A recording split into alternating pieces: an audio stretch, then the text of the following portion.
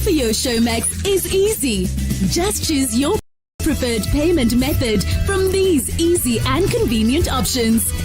MTN Momo, Visa or MasterCard, Showmax vouchers at DSTV or GoTV sales agents, or they are not using to trade, so the bank doesn't even get any profit. Can we, if we really mean that we are spending so much millions of dollars bringing frozen chicken, bringing rice, can we use those money to direct, to invest, or to borrow to people who want to go into rice production, people who want to go into poultry production, people who want to go into maize and sorghum production, so that at a rate of 6% per annum, that is the way, that's the surest way that can cushion and that can benefit the people. All right, thank you very much. We will stay here in Parliament. We await the resumption of the House any moment from now. There's a 5-minute suspension of the House to fix the technical issues. So I'm hand over to you in the studio whilst we await the presentation of the 2025 budget. Sorry, I thought because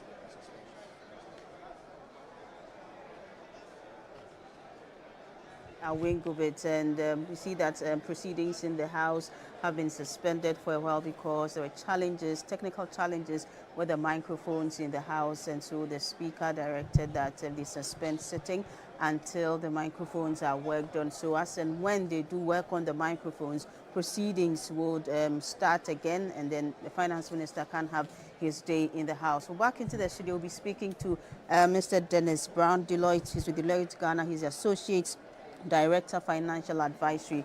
Mr.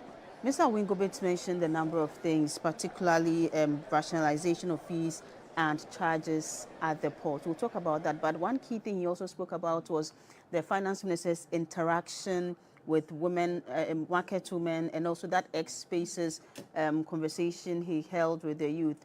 Do you think that was very critical at this time when he has to put out the budget, especially just few days to the budget when many know that the budget was already done?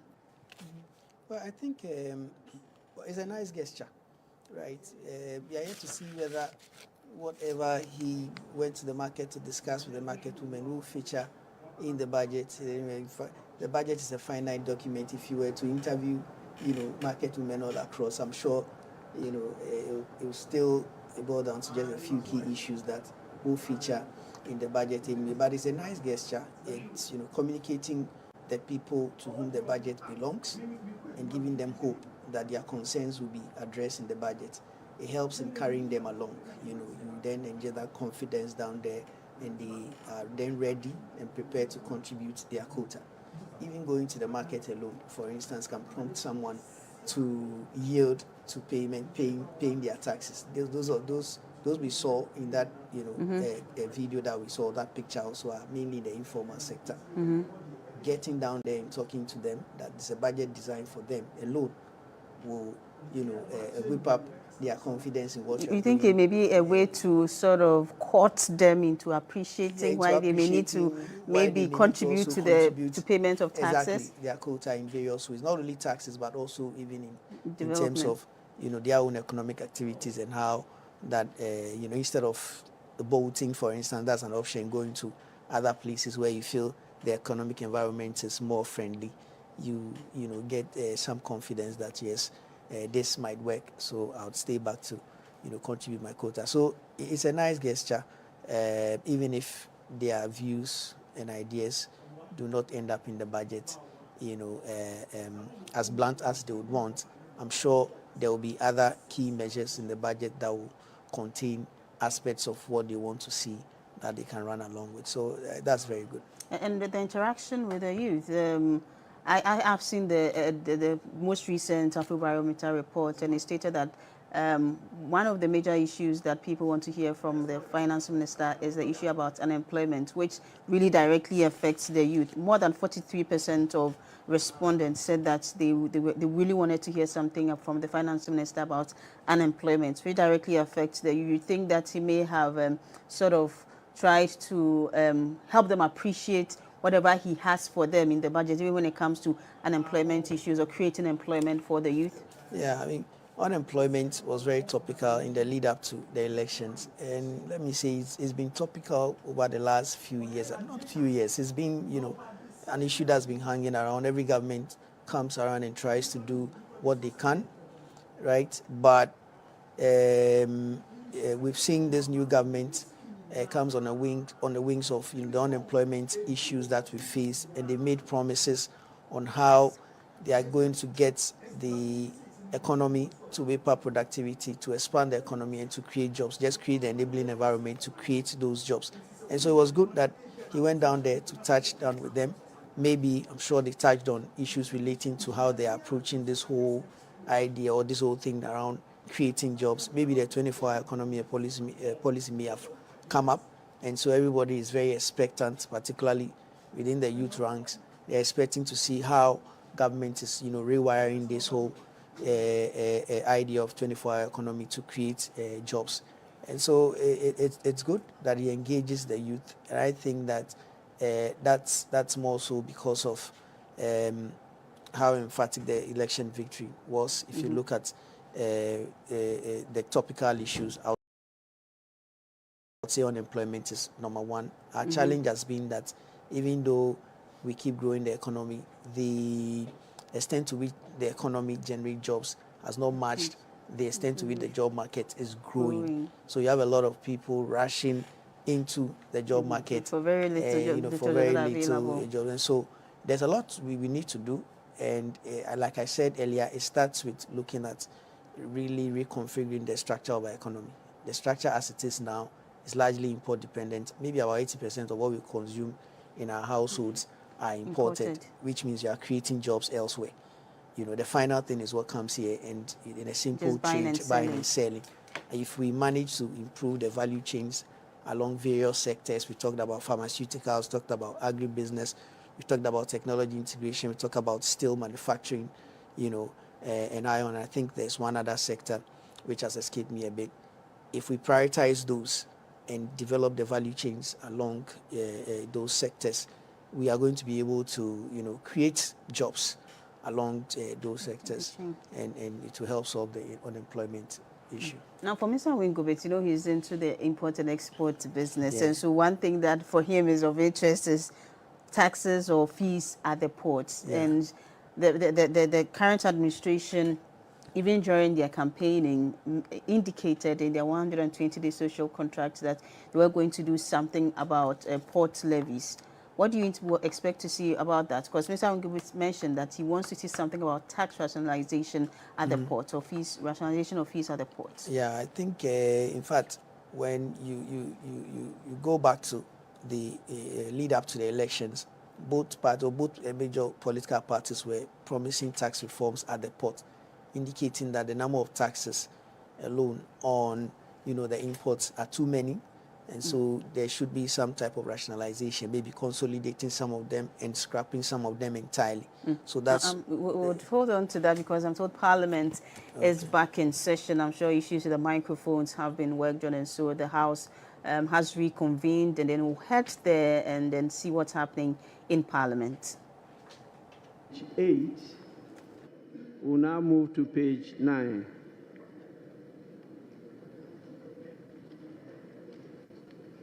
Page 10.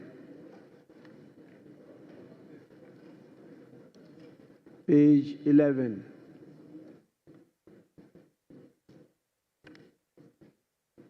Page 12.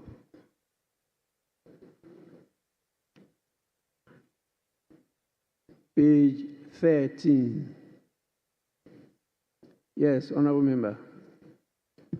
Speaker, I'm exceedingly grateful for the opportunity. And with your leave, let me please seek your superior judgment and wisdom on item 15, Roman numeral 2, Dr. Justice Sremsai, a nominee for Deputy Ministerial Portfolio. Speaker, if you take the 13th report of the Appointment Committee, the nominee has been designated as Deputy Minister for Justice and Attorney General. But over here, the votes and proceedings have captured it as Deputy Attorney General and Deputy Minister, Ministry of Justice. I do not know if it's a needless repetition, especially with the deputy coming at the two ends. I seek your superior judgment.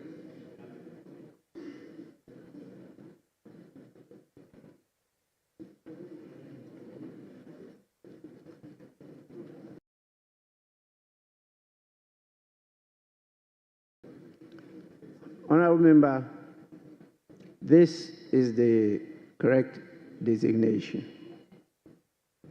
He is the Deputy Attorney General and also a Deputy Minister of Justice. That is the correct designation.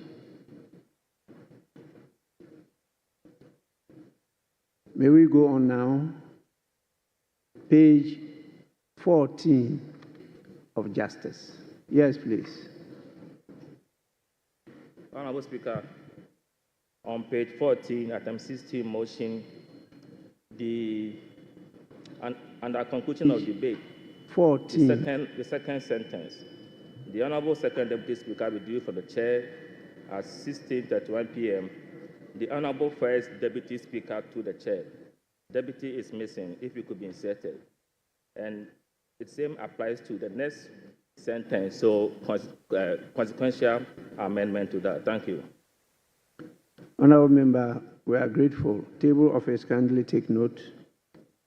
Page 15.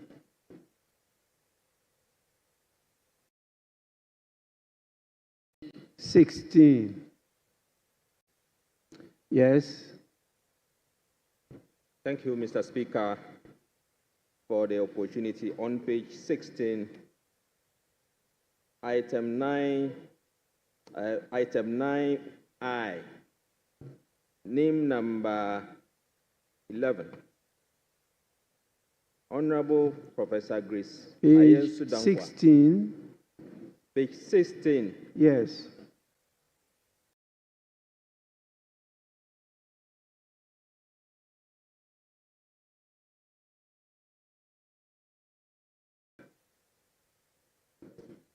Item 9I,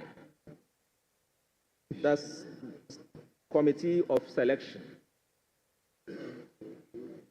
Oh, you're talking about item 19, not 9.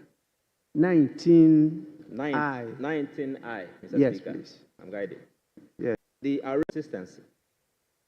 In some, I know for the standard in our votes and proceedings, we usually have the title, the professor, coming at the end of the name and in brackets. But in this arrangement, the arrangement is different, Honorable Professor. And I see that again on page, we haven't gotten to page 22, but I have seen that repeated several times. So if there could be some consistency with the arrangement, I think that would be helpful, Mr. Speaker. It doesn't come up. Thank you. Honorable Member, I will take note of that. Page 17.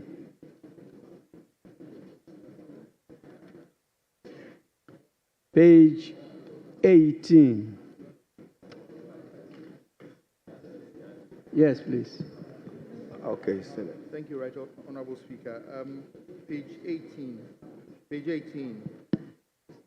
Item 11 and 12 has been repeated. Honorable Alfred Ni Koteyashi is both at 11 and 12. Thank you, Mr. Speaker.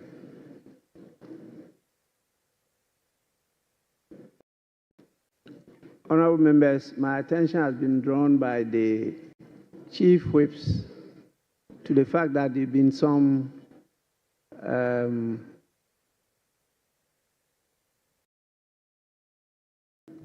mistakes, errors in the list that was submitted and approved.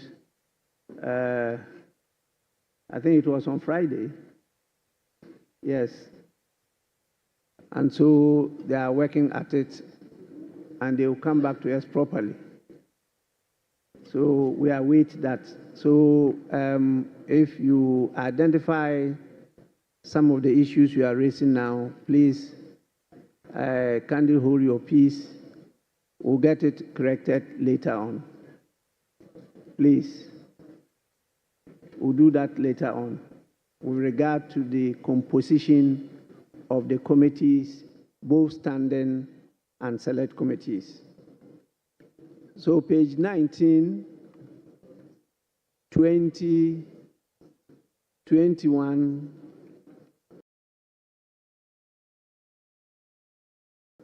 22, 23, 24, 25, 26, 27, 28, 29, 30, up to the end of 58. Honorable members, hold your peace until they resubmit the proper composition to the House. In the meantime, the committees by law are established. It's only the composition that we're having issues with. The referral will be to the committees, and that is what will happen after the presentation of the budget. Please, with that, we'll take page 59.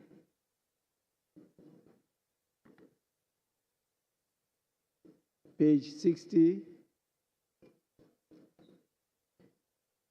Honorable members, in the absence of any further corrections, the votes and proceedings of the 29th sitting, dated Friday, 7th March 2025, is adopted as the true record of proceedings.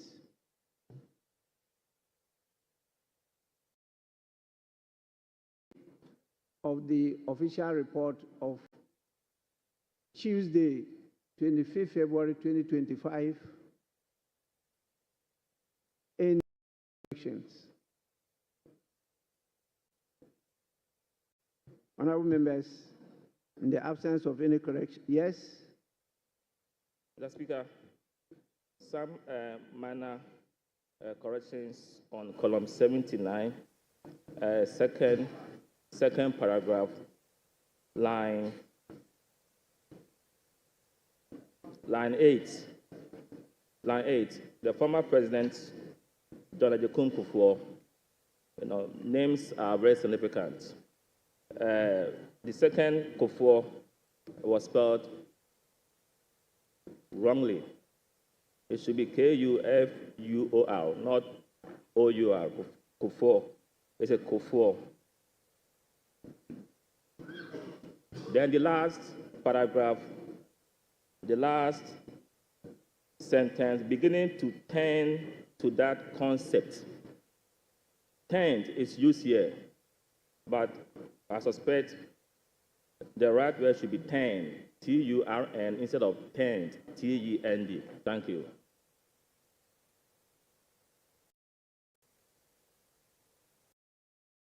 Please kindly take note of that. Yes, honorable member. Thank you very much, Mr. Speaker. Mr. Speaker, on column 75, line 8, sentence should read, but I want to highlight one important thing that the maker, Mr. Speaker, the article there has been excluded, and I think that it is proper we include that. Still on the same column,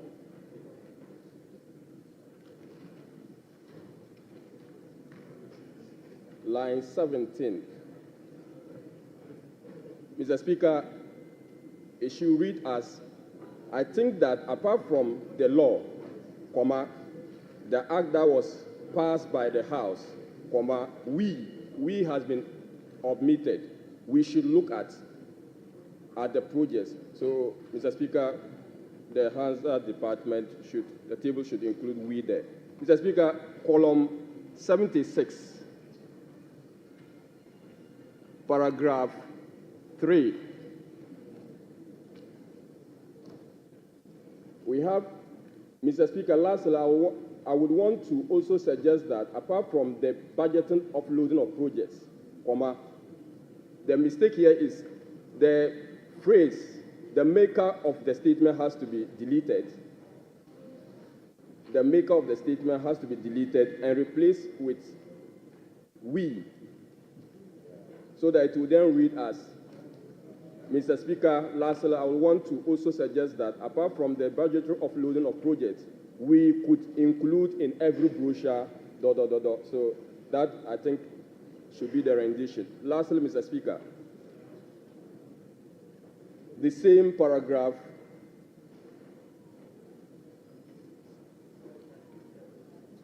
solve line. I would be able to tell that when I call this investor, the B is excluded, and it has to be included in the sentence, be able to, and we'll replace participate with partner. We'll replace participate with partner in the same sentence. Thank you, Mr. Speaker.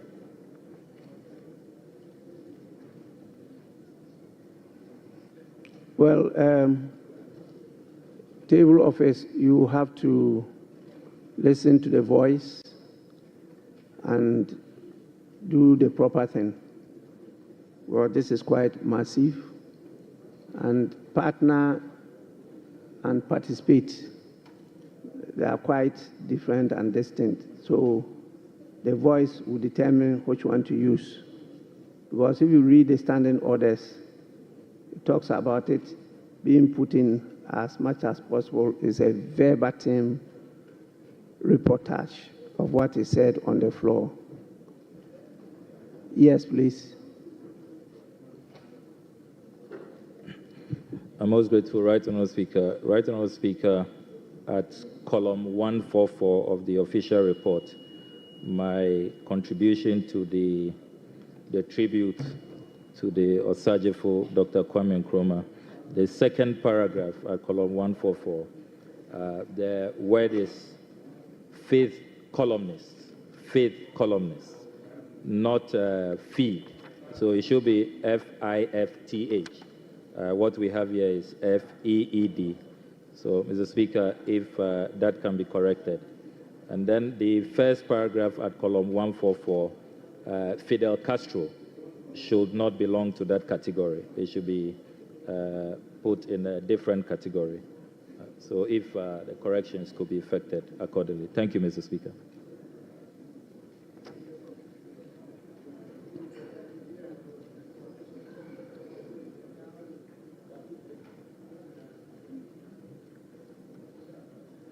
Yes, table office, kindly take note of that. Yes. Honourable members, there being no further corrections, the official report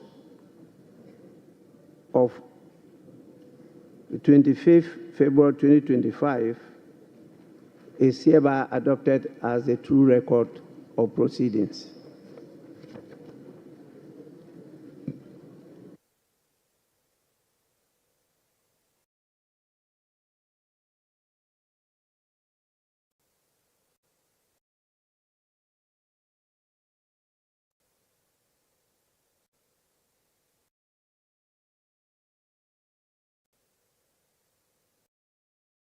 Honourable members,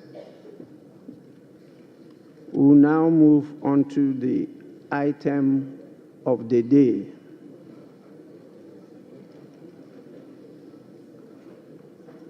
I mean the main item of the day, that is item 7, statements. The first statement Yes. Thank you, Mr. Speaker. Mr. Speaker, on our today's order paper, item 7, as you rightly call, the budget statement and economic policy of the government for the year ending 31st December 2025. Mr. Speaker, I want to invite you to our standing orders, order 1952. Mr. Speaker, with your permission, I need guidance and I'll read it.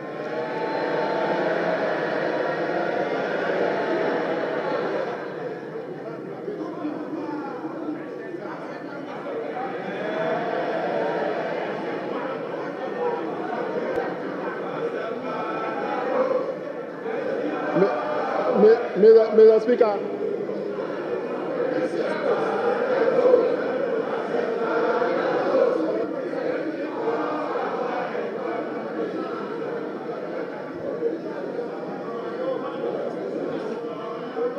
Honorable, please, let's listen to the Deputy Minority Whip.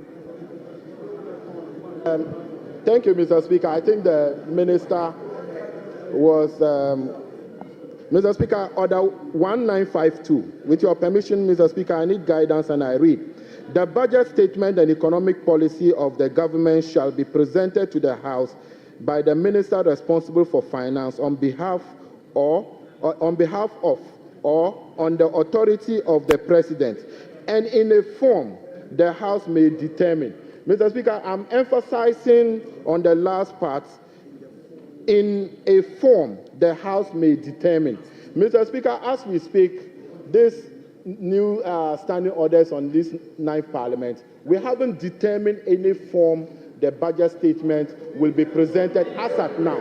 Mr. Speaker, I have gone to read Order 6, and I have checked on our schedule from Schedule 1 to Schedule 10, and that of Order 6. And I have not been able to understand. And as we stand, Mr. Speaker, as at now, the House has not determined the form the budget is going to be presented. So, Mr. Speaker, the House has to determine the form before he can present any statements. Mr. Speaker, that is my plea, that the House must determine. My application is that the House must determine the form of the budget statement before he reads the statement. Thank you, Mr. Speaker.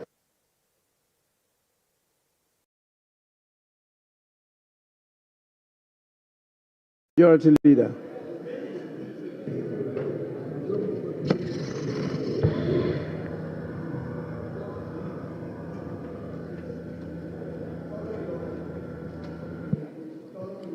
Mr. Speaker, the Public Financial Management Act and its various amendments spell out clearly the budgeting process, the requirements of a budget, what must be contained in it, and etc. And that was a legislation enacted by this same Parliament. And this Parliament acts according to the prescriptions of that legislation. So if there are provisions in the standing orders that recommend that we have a form in which the budget should be presented, the provisions of the Public Financial Management Act, of course, is the parent legislation dealing with financial management and the presentation of budgets. So, Mr. Speaker, I don't think there's an issue here. Let's proceed and take the budget statement from the Minister of Finance.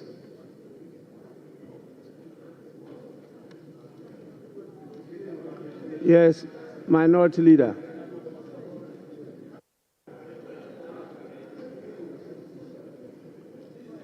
Mr. Speaker, I have listened to the application by the Member of Parliament for Tolon. I have also listened to the Leader of the House responding to the said application.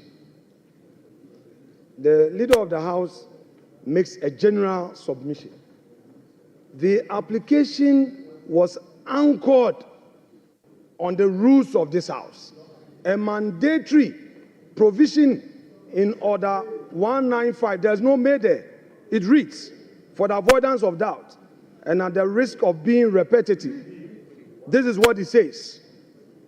The budget statement in economic policy of the government shall be presented to the House by the minister responsible for finance on behalf of and on the authority of the president and in the form the House may determine. Yes, wait, look at them. Mr. Speaker, wait, yes. So, yes, wait. Mr. Speaker, they should take it easy. They should take it easy. They should take it easy. This is law. Take it easy. Take it easy. Take it easy.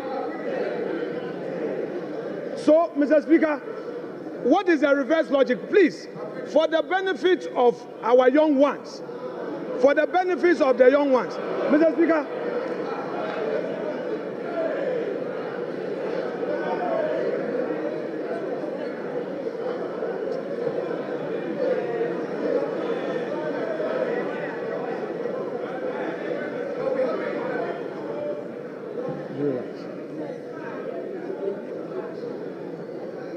Mr. Speaker, this House is a house of procedure. This House is equally guided by its own rules and precedents.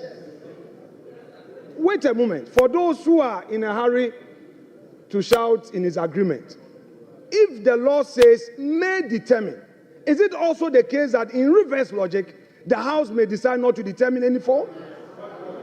What? No, wait. The law is that a budget statement must be presented. But we are saying again that as a House, we may have to determine which form. So, Mr. Speaker, the invitation by the deputy minority whip is well founded. He is inviting us as a House to determine, are we going to allow him to make a statement or we are going to allow him to move a motion? Is it going to be in a form of a motion or in a form of a statement? This is a well-anchored application. Don't use your number to shout to intimidate him. He has made a solid argument. This House has not determined the form in which this item has to be taken.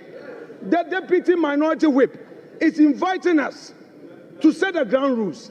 The majority leader got up and referred to PFM Act to say what? He didn't quote the specific provision. The man has made an application under our own rules. You didn't attack him on the rules. You didn't know. You didn't say anything against his application on the rules. Mr. Speaker, as the minister is here,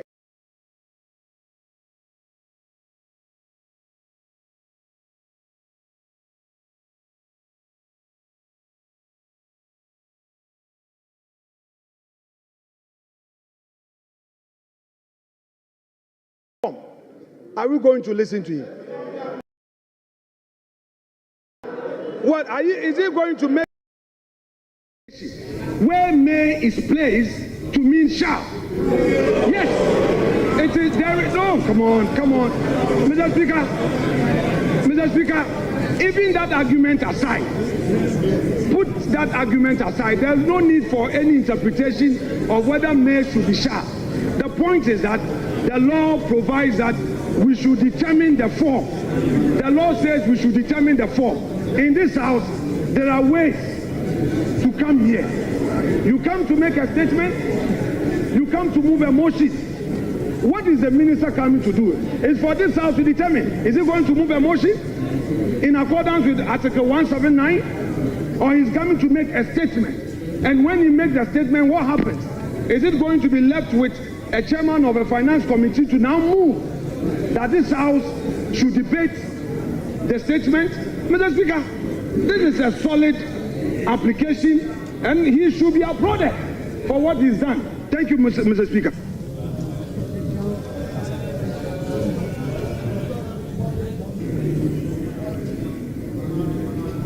I want to rule on this matter. I've heard enough. I think in terms of procedure, the right thing has been done. The order you quoted clearly states the statement of the estimates of revenue and expenditure of the government. It says what? The statement. And so what they are bringing to us is a statement. And when statements are admitted, they are presented as statements. Now, when you go to statements are admitted, they are presented as statements. Now, when you go to 1952, which you refer to, it says the budget statement and economic policy of the government shall be presented to the House by the minister responsible for finance on behalf of or on the authority of the president. That's first. Second, and in a form the House may determine. Honorable Minority Leader, you are not in a shouting battle. Please.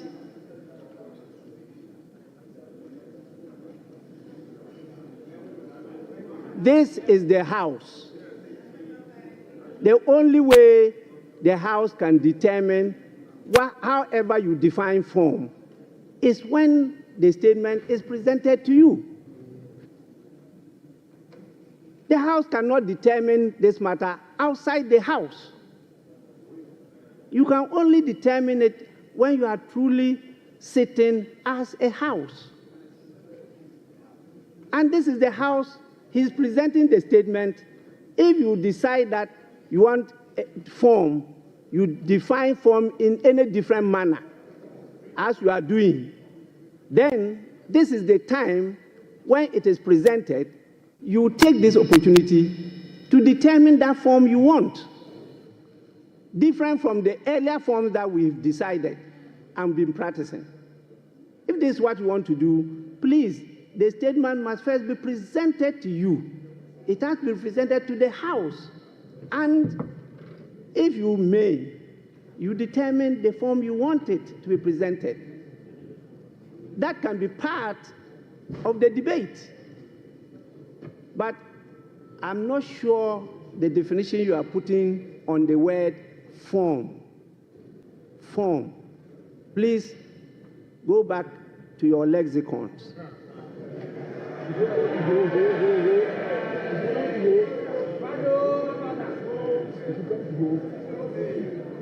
To determine the meaning of form. I think the right thing is being done. The statement was admitted. It's been properly captured on the order paper as programmed by the business committee, and the minister is here to present the statement to the House. So the minister may do so. So at honorable members,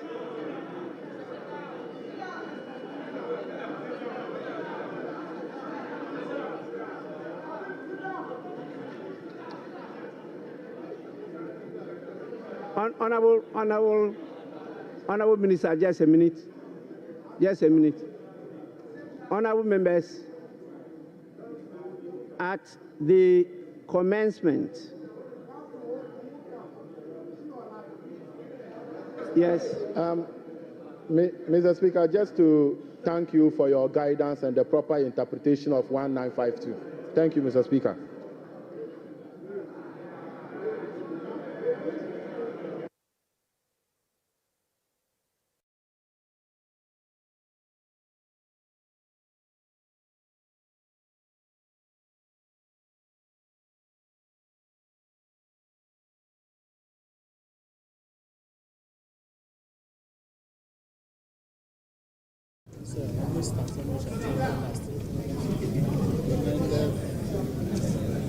Galamsey, for the longest time until I became certificate.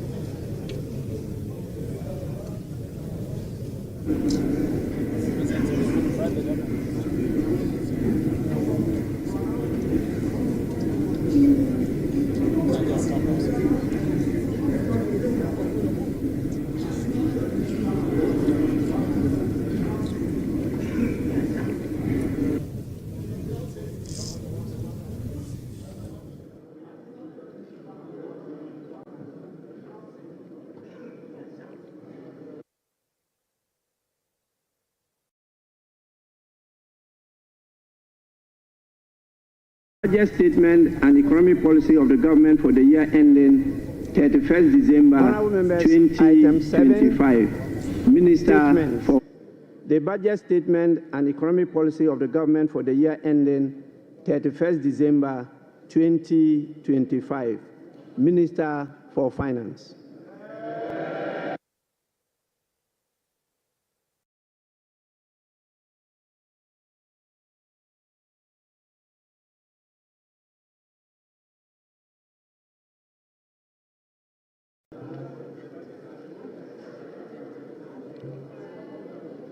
Mr. Speaker, on the authority of His Excellency the President, President John Dramani Mahama, and pursuant to Article 179 of the Constitution and the other paper and the standing orders of the House, Order 1952, and today's order paper, Item 7. Mr. Speaker, I present to you the budget statement and economic policy of government for the year ending 31st December 2025. Right Honorable Speaker, today marks a moment of great significance, and I have the singular honor to stand before this House to present, on behalf of His Excellency, President John Dramani Mahama, following his extraordinary mandate, the maiden budget of his new administration. Mr. Speaker, I'm deeply grateful to His Excellency the President for entrusting me with this responsibility. Respectfully, Mr. Speaker, I also submit to this House the following statutory report as required by law. The 2024 annual report on the Petroleum Funds, in line with Section 48 of the Petroleum Revenue Management Act 2011, Act 815, as amended, Mr. Speaker. Mr. Speaker, I also submit the 2024 Energy Sector Levies Report in accordance with Section 6 of the Energy Sector Levies Act 2015, Act 899. And finally, Mr. Speaker, the 2024 Annual Report on the collection and utilization of the African Import Union Levy, in line with Section 7 of the African Union Import Levy Act 2017, Act 952. Right Honorable Speaker, with this budget, I will also be seeking a review of the following act to support the policies of government aimed at stabilizing the economy and promoting inclusive growth. The first will be an amendment to the Petroleum Revenue Management Act 2011, Act 815. The second will be the Ghana Infrastructure Investment Fund Act 870. And the second will be an amendment to the Mineral Income Investment Fund Act 2018, Act 978. The Speaker, I will also be seeking amendment to the Energy Sector Levies Act 2015, Act 899. I will be seeking amendment to the Ghana Cocoa Board Act, Act 1984, the PNDC Law 81, as amended. Mr. Speaker, that's not all. I'll also be seeking amendment to the Earmark Funds Capping and Realignment Act 2017, Act 947, the Ghana Procurement Authority Act 2003, Act 663, as amended in Act 914. Speaker, I'll be seeking amendment to the Ghana Education Trust Fund Act 2000, Act 581. And finally, Mr. Speaker, I'll also be seeking amendment to the Fiscal Responsibility Act 2018, Act 982, and incorporating into a comprehensive public financial management act. Mr. Speaker, I forgot to add that I will also be seeking amendment to the Revenue Administration Act 2016, Act 915. So, Speaker, we remain committed to the pursuit of our 24-hour economic policy of stimulating economic growth and job creation. Right, Honourable Speaker, this policy will contribute to addressing Ghana's structural economic challenge by creating an integrated, efficient, and increasingly export-driven industrial economy that fulfills the utilization of our national resources, capital, and labor power. Right, Honourable Speaker, will be presenting the 24-hour economic policy to Parliament in due course. In this respect, Mr. Speaker, the Labour Act, the Ghana Investment Promotion Act, and other enabling legislations will be reviewed accordingly. Mr. Speaker, as part of the effort to stabilize our city through foreign exchange and gold reserve accumulation, I will also submit a bill to provide a legal framework for the establishment of the Ghana Gold Board for the consideration of this House. Mr. Speaker, this budget is indeed an abridged version of the 2025 budget statement and economic policy of government. I respectfully request the Hansard Department to capture the entire budget statement and economic policy of government for the year ending 31st December 2025. Mr. Speaker, standing here evokes a sense of nostalgia as I reflect on my journey in public service. From my early days as a young parliamentarian in this House in the year 2009, destiny has guided my path from a backbencher to a member of the Finance Committee, to a Deputy Minister of Finance, to ranking member of the Finance Committee, to Minority Leader, to Majority Leader briefly, and now, Mr. Speaker, as Minister responsible of Finance. Right, Honourable Speaker, the invaluable experience I gained in this chamber has shaped my perspective, sharpened my focus, and prepared me for the task at hand. I fully commit to supporting His Excellency the President to fix the economy of Ghana. I take this opportunity to extend my profound gratitude to the good people of Ejumako and Yanesiam, my constituents, and to you, Mr. Speaker, and members of this House across the aisle for your unwavering support throughout my years in this chamber. Mr. Speaker, this esteemed House is a sanctuary of rigorous debate, principled cooperation, and at times constructive disagreement, all in the pursuit of greater good of our beloved country. I look forward to working with you, Right Honourable Speaker, and my colleagues on both sides of the aisle to reset the Ghana's economy through sound policy and structural reforms that will propel our country forward. Mr. Speaker, there comes a time in a nation's history when fundamental challenges must be confronted, difficult choices must be made, and a new course must be set for the future. For Ghana, the defining moment is now. Mr. Speaker, President John Dramani Mahama made a commitment to reset Ghana for jobs, accountability, prosperity. Mr. Speaker, as captured in the NDC manifesto, in this regard, the theme of our budget is resetting the economy for Ghana we want. Right, Honourable Speaker, the democratic principles we tirelessly fought for are being held. Our democracy has been consolidated with yet another peaceful transition of power. That notwithstanding, our youth face an uncertain future with growing unemployment and hopelessness. This suggests that the dividend of democracy, such as economic prosperity and social justice, remains elusive. Mr. Speaker, the choice before us as a country are clear. We can either continue on a path of self-destruction by not confronting the problems, or we can embark on a journey of fundamental reforms and transformation, one that resets our economic model, redefines our priorities, honors our social contract, and provides opportunity for all. Mr. Speaker, luckily, President Mahama has chosen the path of reform and transformation. He will fix the economy. He will restore hope and lead us to build the Ghana we want together.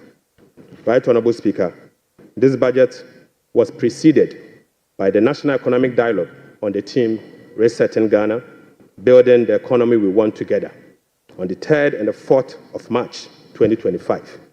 Through this consensus-building dialogue, the people demanded a decisive action, real solution to the severe challenges that plagued us as a country.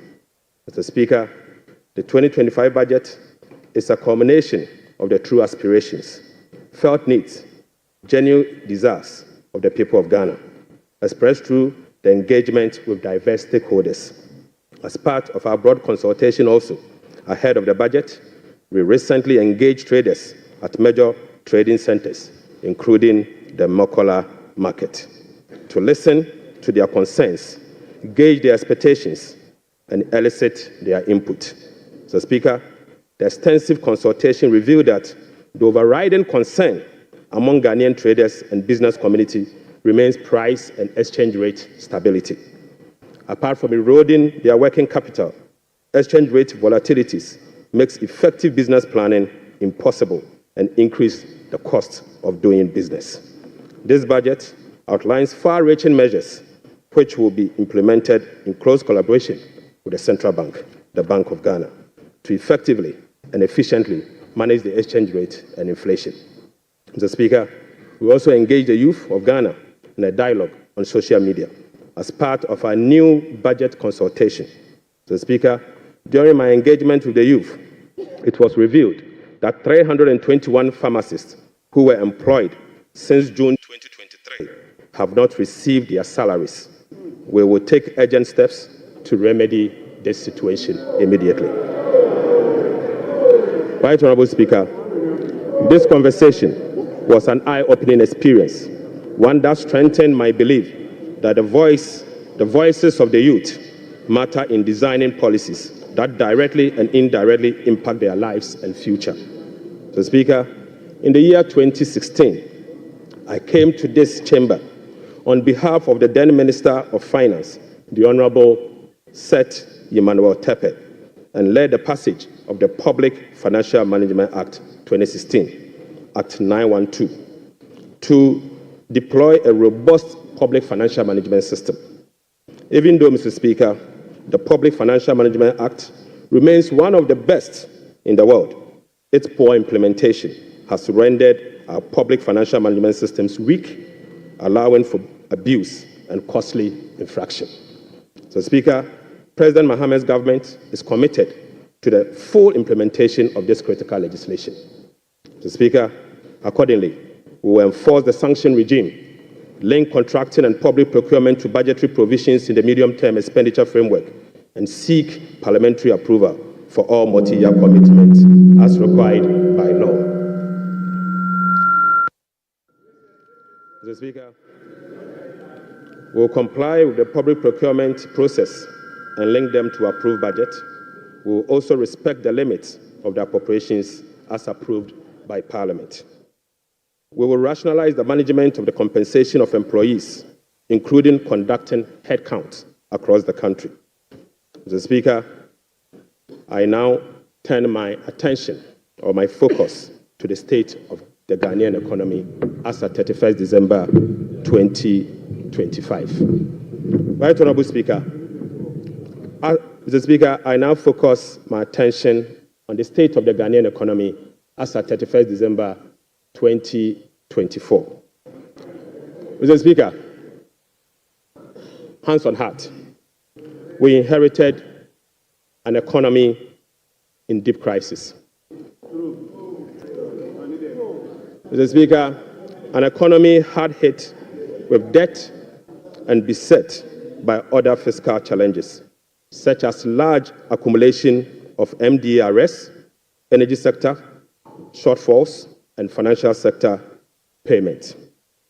Mr. Speaker, weak commitment control and reckless public spending have reversed the progress made in fiscal consolidation, even under the IMF program that commenced in the year 2023.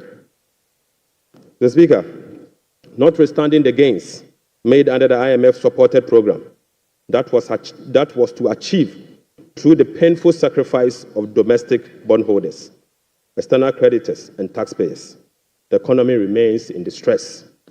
Right Honorable Speaker, key performance indicators to be assessed by the IMF staff in the upcoming fourth review of the program, scheduled for April 2025, such as the primary balance on commitment basis, inflation, social protection, and others, as at end 2024, are likely missed. Right Honorable Speaker, in addition, all structural benchmarks due by end December 2024 are also missed. So, Speaker, inflation worsened in the year 2024 from 23.2% in the year 2023 to 23.8% in 2024. So, Speaker, the 2024 end period inflation also exceeded the budget target of 15% by 8.8 percentage points and the IMF central target of 18% by 5.8 percentage points. Unfortunately, this has triggered a discussion with IMF under the monetary policy consultation clause. Right Honorable Speaker, the primary balance on commitment basis worsened from a deficit of 0.2% of GDP in the year 2023 to a deficit of 3.9% in the year 2024. Mr. Speaker, the primary balance on commitment basis target for 2024 was a surplus of 0.5% of GDP. Sadly, the previous government recorded a deficit of 3.9 percentage point of GDP. This presents a slippage of a whopping 4.4 percentage point. Right Honorable Speaker, at the end of December 2024, total central government arrests amounted to 67.5 billion Ghana cedis, representing 5.2% of GDP. The Speaker, with the road sector recording an arrest of 21 billion Ghana cedis. The Speaker, when I assumed office on the 23rd of January 2025, my office was inundated with requests for payment from many contractors and suppliers. To ascertain the total arrests and outstanding payment for all MDAs, the Ministry of Finance decided to formally request all MDAs on the 28th of January 2028 to submit information on all arrests and outstanding claims for validation. Subsequently, Mr. Speaker, the Ministry of Finance held a special hearing with the MDAs to validate the arrests that were submitted for payment. The response from the MDAs and the validation revealed that a staggering amount of 67.5 billion Ghana cedis is owed to government contractors and suppliers. Mr. Speaker, this consists of MDA's outstanding interim payment of invoices worth 49.2 billion and bank transfer advice at the Controller Accountant General worth 18.3 billion Ghana cedis. Mr. Speaker, this 67 billion excludes 1.73 billion US dollars owed to independent power producers. This 67 billion also excludes 68 billion Ghana cedis owned by Electricity Company of Ghana to contractors. Mr. Speaker, this 67 billion US dollars also excludes the 32 billion owned by the Ghana Cocoa Board to contractors. And Mr. Speaker, this 67.5 billion also excludes the 5.75 billion owned by the Ghana Road Fund to various contractors. Right Honorable Speaker, the Bank of Ghana is also seeking an amount of 53 billion Ghana cedis as bailout to be able to address their negative equity challenge that they face. Mr. Speaker, as part of the measures To address these mounting accumulated arrests, we have commissioned an audit of these arrest payments and guarantee value for money before a penny will be paid. Mr. Speaker, before a penny will be paid, we'll commit to do that arrest. Right Honorable Speaker, in addition to the 67.5 billion cedis in arrests, the validation process also revealed that MDAs have awarded contract to the tune of a minimum 194 billion Ghana cedis. Mr. Speaker, this amount represents 16.5% of GDP as at the end of 2024, with the road sector again alone accounting for 100 billion Ghana cedis. Mr. Speaker, most of these contractors and most of these contracts were awarded without commencement certificate and authorization. Mr. Speaker, this is in blatant violation of the Public Financial Management Act 921. Right Honorable Speaker, let me now update you on our debt service obligations.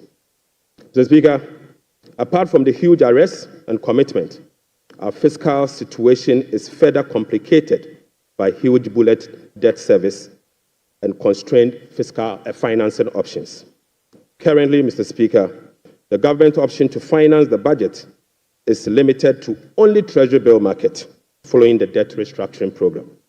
Moreover, the forthcoming debt service of both domestic and Eurobond debt obligation will have profound implications for fiscal sustainability and balance of payment. Right Honorable Speaker, domestic debt service alone, programmed for the next 4 years, is 150.3 billion Ghana cedis. So, Speaker, simply put, the interest and principal payment that will be due for payment beginning now for the next 4 years is 150.3 billion Ghana cedis. This represents 11.6% of GDP in domestic debt service obligation alone.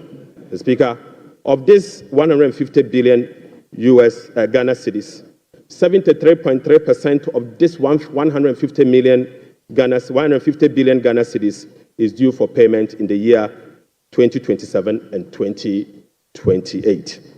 Right Honorable Speaker, 2027 alone, the domestic debt service that will be falling due will be 57.6 billion, and 2028 will be made to call upon to pay 52.5 billion Ghana cedis. So, Speaker, the debt service obligation of 2027 and 2028 are major constructs and pose significant risks to the economy of Ghana. But, Mr. Speaker, touch wood, we shall fix it. We shall fix it. Mr. Speaker, our debt service obligation of this financial year is equally burdensome with significant harms. February, we were called upon to pay 9.9 billion. July, we'll be paying 6.2 billion. And August, we'll be paying 10.1 billion, all this year. Right Honorable Speaker, the fiscal challenges are further compounded by the significant short-term Treasury bill that we also inherited.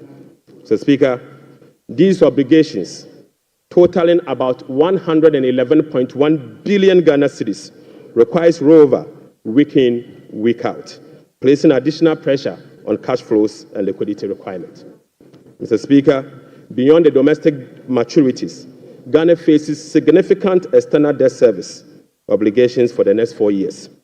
The next 4 years will be made to call upon to pay $8.7 billion, representing 10.9% of GDP, with heavy concentration again in the year 2027 and 2028.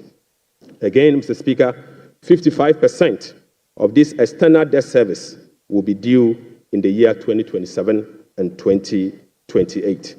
Right Honorable Speaker, in the year 2027, we'll be made to pay $2.5 billion, and 2028, we'll have to again pay $2.4 billion.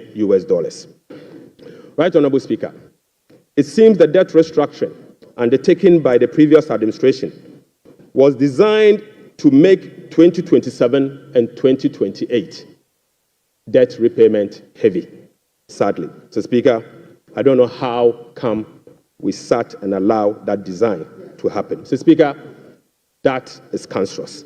but I can assure you we will fix it. Mr. Speaker, in spite of all this upcoming domestic and external debt service obligation, no buffers were built to cushion this unprecedented debt service burden. Mr. Speaker, as of 7 January 2025, the debt service reserve account, the sinking fund in dollar, has a balance of $64,000 US. Mr. Speaker, when we were leaving office, we left behind $319 million US in that same account. Mr. Speaker, the debt service reserve CD account had an amount of 143 million Ghana cedis. Right, Honorable Speaker, when we were leaving office, the balance was 430 million Ghana cedis.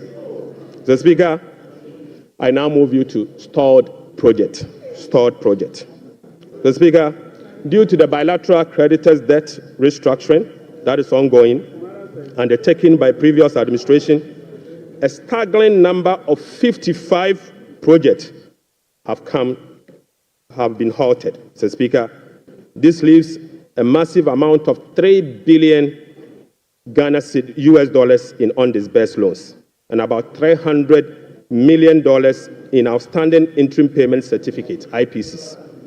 Some of these projects include the famous Ifeanyi Kwanta Hospital, the Kejetia Market Phase 2, the Bolgatanga Boko Pomakrom Road, and the Tema Aflawa Road project. Delayed payment and demobilization from site could result in cost overruns of over 1.1 billion US dollars. Right, Honorable Speaker, the IMF-supported program imposed an annual disbursement ceiling of $250 million for all bilateral loans that are being restructured. This constraint means that it will take a minimum of 12 years to complete all of this stalled program. Mr. Speaker, unfortunately, as a result of the debt restructuring, all this stalled program, working with the IMF, will take a minimum of 12 years if we decide to go business as usual. We'll be engaging in the coming days to resolve this challenge. Mr. Speaker, I now take you to the famous energy sector fiscal risk. Mr. Speaker, the increase in energy sector financing shortfall is posing significant risk to the Ghanaian economy. In the year 2024, the Ministry of Finance supported the energy sector with payment of about 20.8 billion Ghana cedis. These resources could have been used for job creation and other development programs, like roads, schools, and hospitals, if the sector inefficiencies were resolved. Mr. Speaker, a recent exercise conducted by the Energy Sector Financing Modeling Team under the Energy Sector Recovery Program, ESRP, revealed that the business-as-usual energy sector financing shortfall has increased significantly to about 35 billion Ghana cedis for the year 2025 alone, even after spending in excess of 20 billion cedis in the year 2024. Right, Honorable Speaker, more importantly, the shortfall for the period 2023 to 2026 has been estimated to be about 140 billion Ghana cedis. Mr. Speaker, this amount is 20 times more than the allocation for goods and service for all MDAs in the year 2025. Mr. Speaker, in addition, the energy sector shortfalls, which relate to current invoices that are largely unpaid legacy arrests due to the independent power producers. Mr. Speaker, the legacy arrests stood at 1.73 billion US dollars as at end 2024. Right, Honorable Speaker, the cocoa sector, which has long been the backbone of the Ghanaian economy, is sadly on its knees, owing to gross mismanagement. Mr. Speaker, the sector faces declining output and financing challenges, characterized by unsustainable debt, rollover cocoa contract risk, and quasi-fiscal expenditures, including cocoa roads, which, Mr. Speaker, is a non-core function of the Ghana Cocoa Board. Right, Honorable Speaker, cocoa production has dropped by nearly 50% over the past 3 years. In the year 2023-2024 crop season, Cocoa Board was unable to supply 330,000 tons of cocoa to meet its contractual obligation. This sharply This sharply decline has affected the finances of Ghana Cocoa Board. This undersupply has been rolled over for subsequent years for the new administration to pay. Mr. Speaker, these 2023 to 2024 forward sales contracts, locked in at lower prices than the current market rates, have resulted in revenue losses of about $840 million for both Ghana Cocoa Board and the impoverished cocoa farmer. Right, Honorable Speaker, the rollout cocoa contract has resulted in a loss of $495 million for the year 2025 alone. Mr. Speaker, these are the risks in relation to the market price differentials and, as a result, costs causing the smuggling that we see with Ghana Cocoa Board. Mr. Speaker, Cocoa Board outstanding debt amount to 32 billion Ghana cedis, of which 11.92 billion is due to be paid in the year 2025. Outstanding cocoa road contracts reached 21 billion Ghana cedis, approximately $1.3 billion in the year 2024, of which only 4.4 billion has been accounted for in Cocoa Board's finances for the year 2025. Mr. Speaker, the financial sector still struggles even after spending 30.3 billion in the financial sector cleanup exercise by end 2024. This includes 26.9 billion Ghana cedis after spending this amount in the banking sector. Mr. Speaker, as we speak, the financial sector is still struggling, and the financial sector will require 10.45 billion Ghana cedis to address the financial sector legacy issues and emerging risk. In addition, Mr. Speaker, an amount of 2.2 billion Ghana cedis is required to fully capitalize the National Investment Bank and the Agricultural Development Bank of Ghana. Mr. Speaker, I will also update the House on the fiscal performance for the year 2024. Mr. Speaker, the fiscal performance in the year 2024 was characterized by improved revenue collection, but with significant expenditure overruns.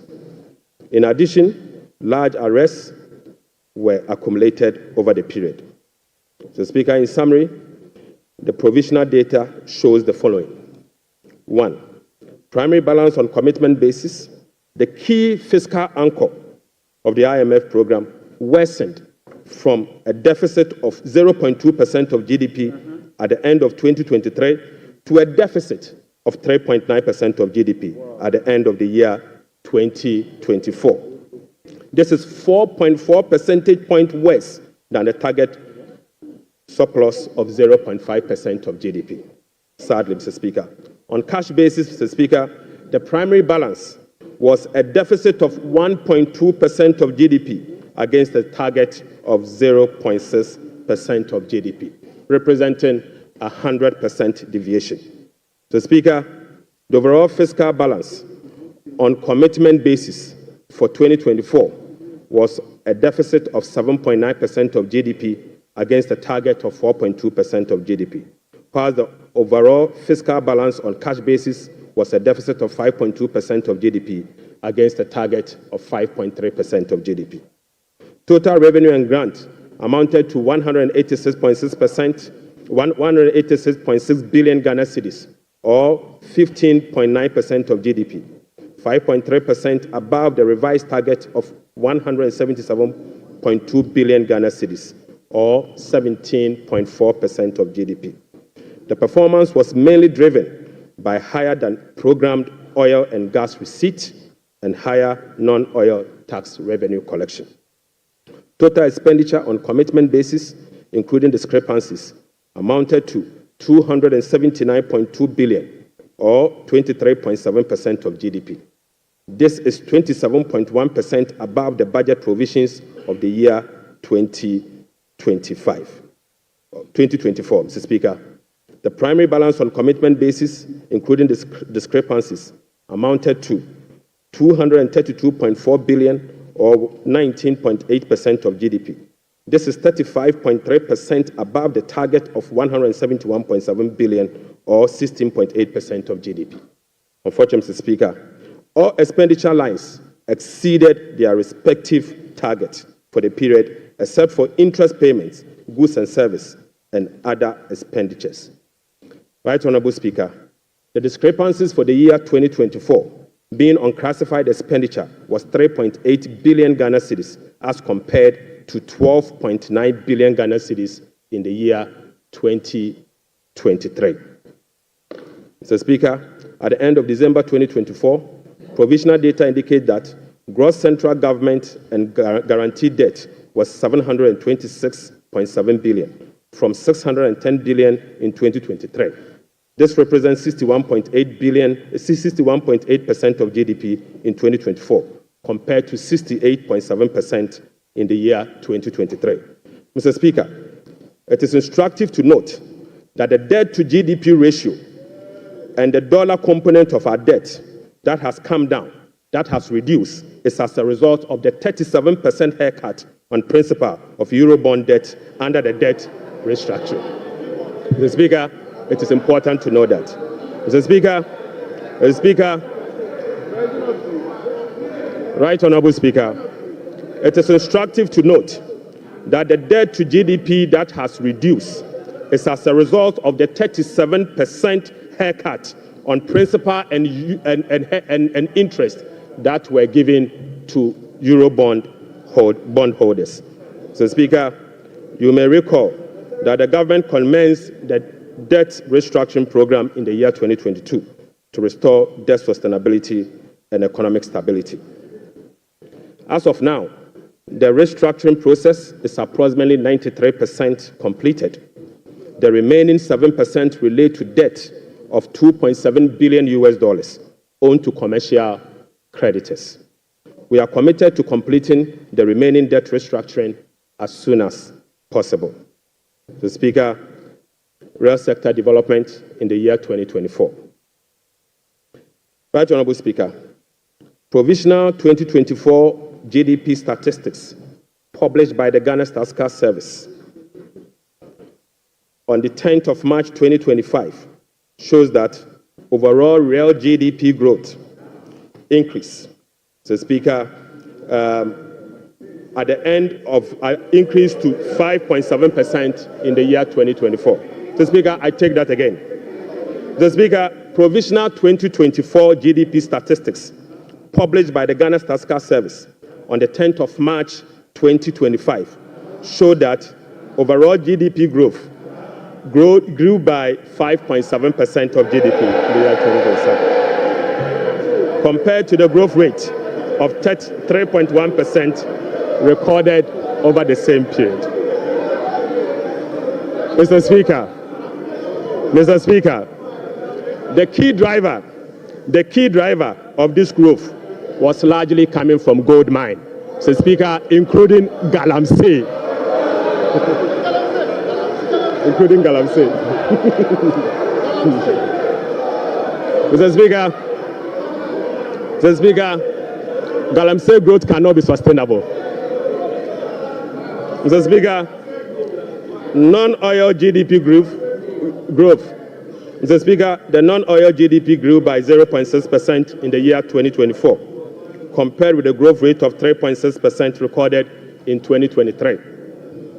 Mr. Speaker, the gross international reserves increased to a stock position of $8.98 billion at the end of 2024 and was enough to cover 4 months of imports, exceeding the target of a floor of 3 months of import cover.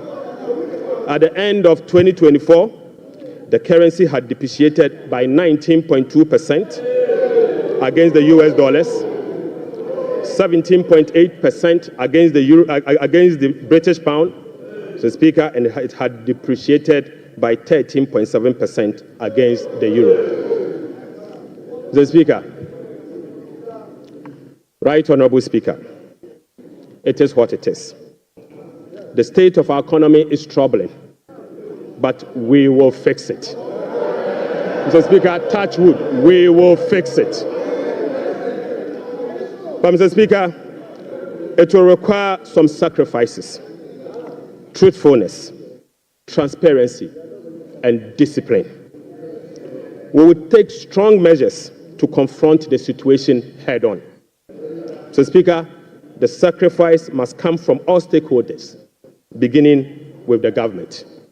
So, Speaker, His Excellency the President appreciates this and has led the charge by significantly downsizing his government from the Elephant 88 to the Umbrella 60. Mr. Speaker, he has also reduced the number of his government ministries from the Elephant 30 to the Umbrella 23. Mr. Speaker, as part of the contribution to the resetting agenda, organized labor has followed suit by working with government and employers association to agree on a modest 10% increase in base pay and minimum wage for the year 2025.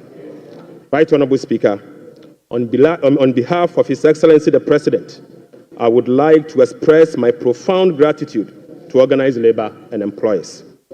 Mr. Speaker, ordinary Ghanaians have also sacrificed by enduring the negative impact of severe currency depreciation since 2022. Hyperinflation, high food inflation, principal and interest haircuts, soaring interest rates, among others. Mr. Speaker, it is now time for the people's representative, the members of Parliament, and the judiciary to also follow suit. I would like to call on all other stakeholders, including the business community, faith-based organizations, academia, and civil society to support this national call.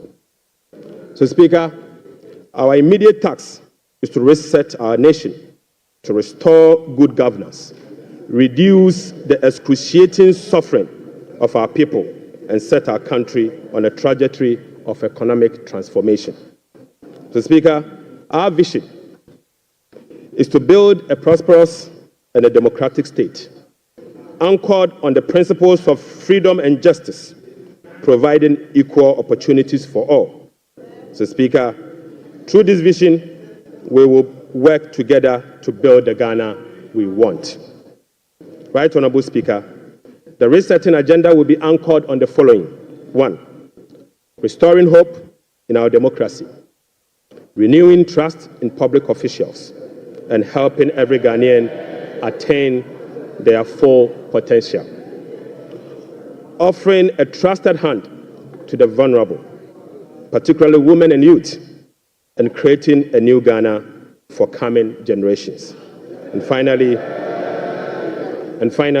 stimulating demand by patronizing made-in-Ghana goods under the 24-hour economy. Mr. Speaker, today I came to this chamber with made-in-Ghana bag, signifying, Mr. Speaker, with made-in-Ghana bag, Mr. Speaker, I would like to first present, Mr. Speaker, they don't know that in Ghana we sew suit.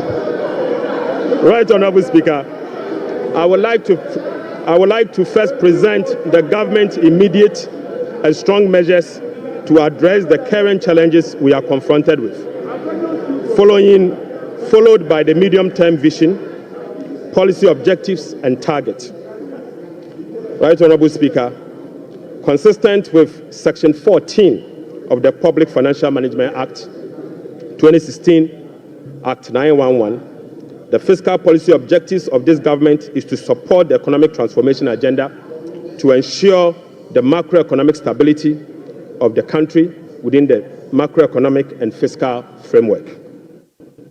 More specifically, the fiscal policy objective of the government include the following: rationalizing government expenditure and eliminating wasteful expenditures, optimizing domestic revenue mobilization through broadening of tax base, increased non-tax revenue collection, adopting enhanced tax compliance measures, and modernizing the tax administration through digital technology. Mr. Speaker, we will also increase the share of domestic expenditure to spur economic growth and job creation. We'll be reducing public debt to sustainable levels and adopting prudent debt management practice to support debt sustainability.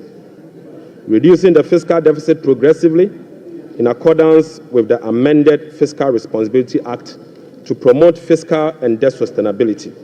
And Mr. Speaker, restoring confidence in the Ghana economy. Right Honorable Speaker, our approach will be to foster economic growth, accelerate job creation, reduce inflation, and stabilize the cedi. To achieve this, it is crucial that we establish the macroeconomic stability and ensure debt sustainability. Mr. Speaker, we are confident that by prioritizing these fundamental elements, we can cultivate an environment where individuals can prosper and businesses can thrive in Ghana. Mr. Speaker, Ghanaians through the recent National Economic Dialogue have expressed a clear desire for fiscal deficit and public debt to be reduced through cuts in government spending rather than through only tax measures. We wholeheartedly agree, Mr. Speaker. Going forward, we will tailor our expenditure to align with our fiscal realities. After all, whoever pays off their debt gets rich. Mr. Speaker, we are poised to implement a three-pronged approach to achieve our objective, beginning with this budget immediately. First will be to recalibrate the fiscal adjustment, and we believe that by prioritizing spending-led fiscal adjustment can initiate a positive cycle. Fiscal adjustment can initiate a positive cycle in a way that first, it will help lower inflation and curb depreciation of the cedi.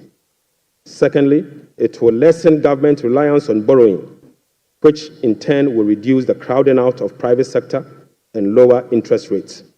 Lastly, this approach will ease the strain on monetary policy, allowing the central bank some greater flexibility to reduce monetary policy rates, ultimately resulting in lower bank and lending rates. Mr. Speaker, the second approach will be to deliver a shock therapy.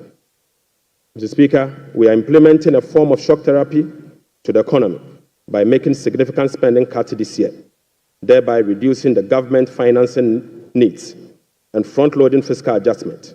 This is the down payment for our policy credibility and creditworthiness. Right Honorable Speaker, our third approach will be to restore fiscal responsibility.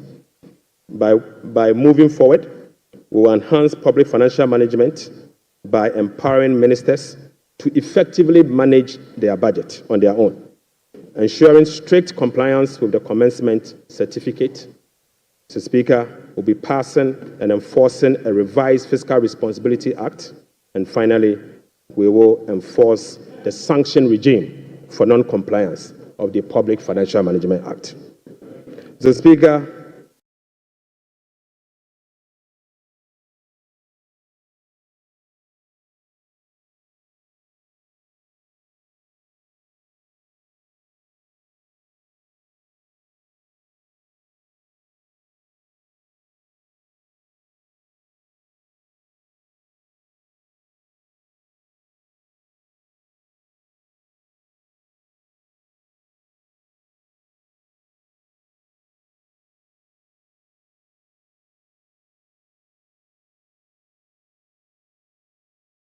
pursuit of the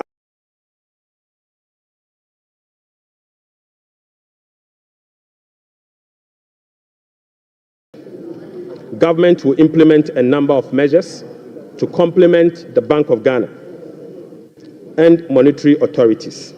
Mr. Speaker, the measures to stabilize the exchange rate include the following. We will be establishing the Ghana Gold Board to enhance the generation of accumulation of forex to support the stability of the Ghana cedi. The Bank of Ghana will continue to implement its FX forward auction to support the stability of the Ghana cedi. Government strong fiscal consolidation through the reduction in public sector spending and the fiscal deficit will reduce the pressure on the exchange rate. Mr. Speaker, our import substitution drive under the 24-hour economy involving domestic production of key products originally imported will reduce import and related FS requirements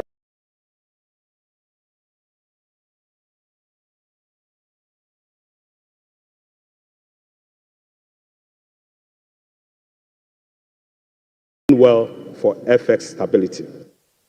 Right, Honorable Speaker, we are addressing the inflation problems through a number of measures, including the following. First, specific interventions, including the Agriculture for Economic Transformational Agenda, is expected to increase food production and reduce food inflation. Government will implement policies that target items with large weight in the CPI basket, such as transportation and utility, to reduce their prices. Mr. Speaker, our aggressive fiscal consolidation drive aimed at reducing the fiscal deficit and borrowing will contribute significantly to reducing inflationary pressures. Right, Honorable Speaker, our strategy to improve exchange rate stability will reduce imported inflation and fuel prices. And Mr. Speaker, the Bank of Ghana will maintain an appropriate monetary policy stance and use, Honorable Speaker, implement the following measures. Mr. Speaker, I now take you to our expenditure measures. Mr. Speaker, the following expenditure measures will be implemented in 2025 and the medium term to support fiscal consolidation agenda. First, we will conduct a comprehensive audit to validate the quantum of arrests and commitment as at 31st December 2024. Purchase order to capture multi-year commitment contracts in line with our medium-term expenditure ceilings will be implemented. We will amend the Public Procurement Act to provide for an independent value for money office to scrutinize government procurement. Mr. Speaker, we will also work with Parliament to amend the Public Procurement Act to make commencement certificate and budgetary provision a prerequisite for all procurement that will be paid by the central government. Mr. Speaker, we will fully integrate GANEPS and government purchase orders that have approved budget and allotment can obtain procurement approvals. Mr. Speaker, we will operationalize the compliance desk at the Ministry of Finance to monitor reports on commitment and arrest accumulation. Mr. Speaker, aside that, we will publish a PFM league table for compliance purposes. We will strictly enforce sanctions under the sections 96 to 98 of the Public Financial Management Act for breaches of the PFM Act, specifically those that relate to arrest accumulation and commitment control. Right, Honorable Speaker, we will cut waste and we will cut it very deep. Mr. Speaker, in this regard, we have selected expenditure items including the Ghana Cares, the U-Start, One District, One Factory for complete elimination. Mr.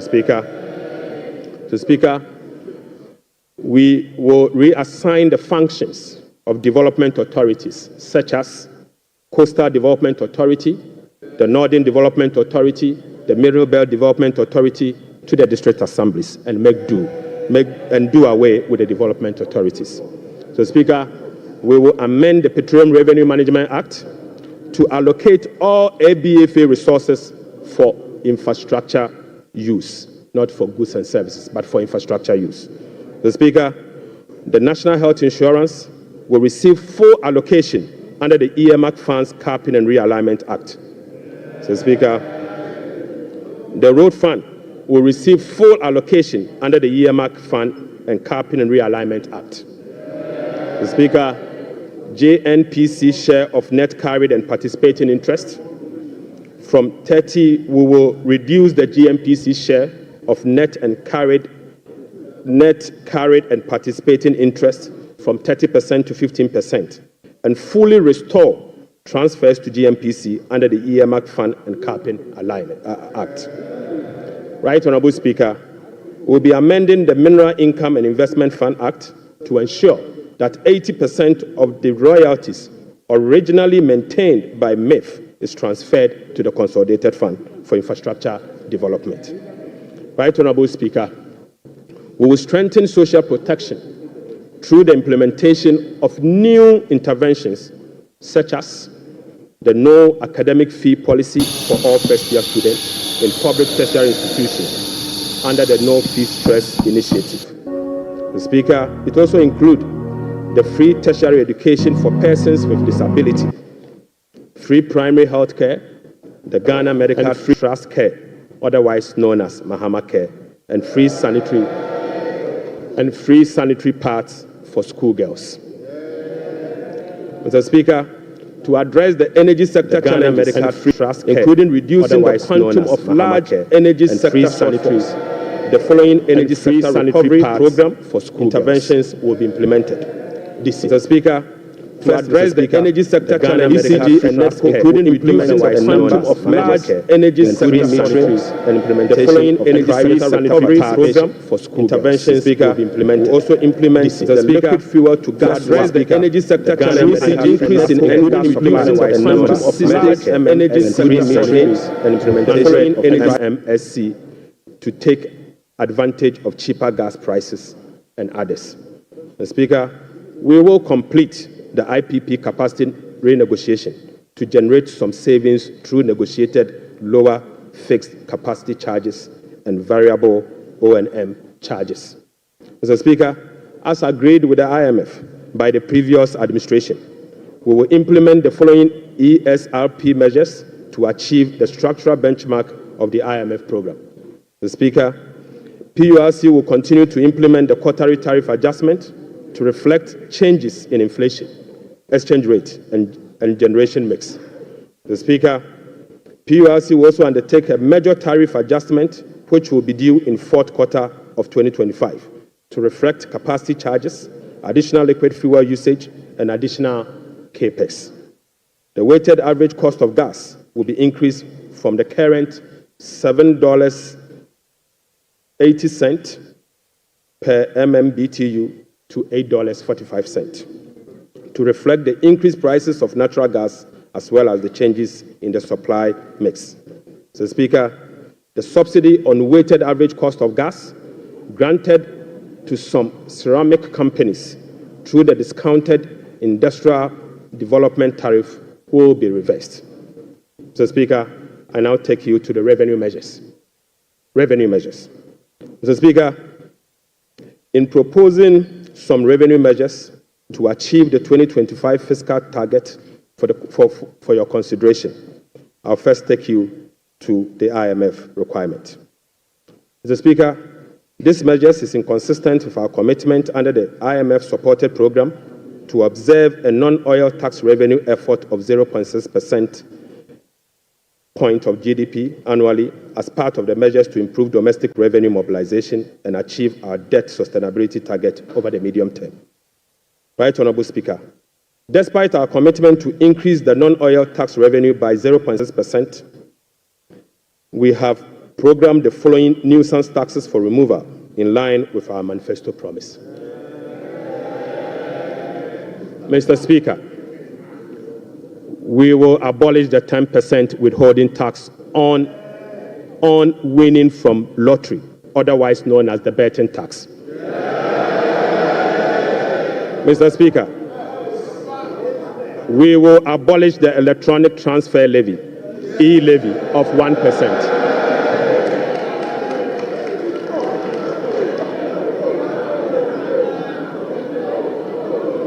Mr. Speaker, we will abolish the 10% withholding tax on betting. We will abolish the electronic transfer levy, e-levy, of 1%. We will abolish the emission levy, otherwise as in Wusie tax. We will abolish the VAT on motor vehicle insurance policy. Mr. Speaker, we will abolish the 1.5% withholding tax on unprocessed gold by small-scale miners.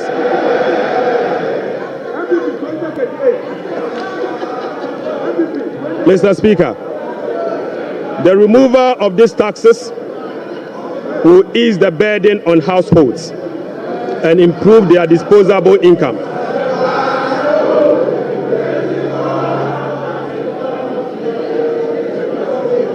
Right, Honorable Speaker.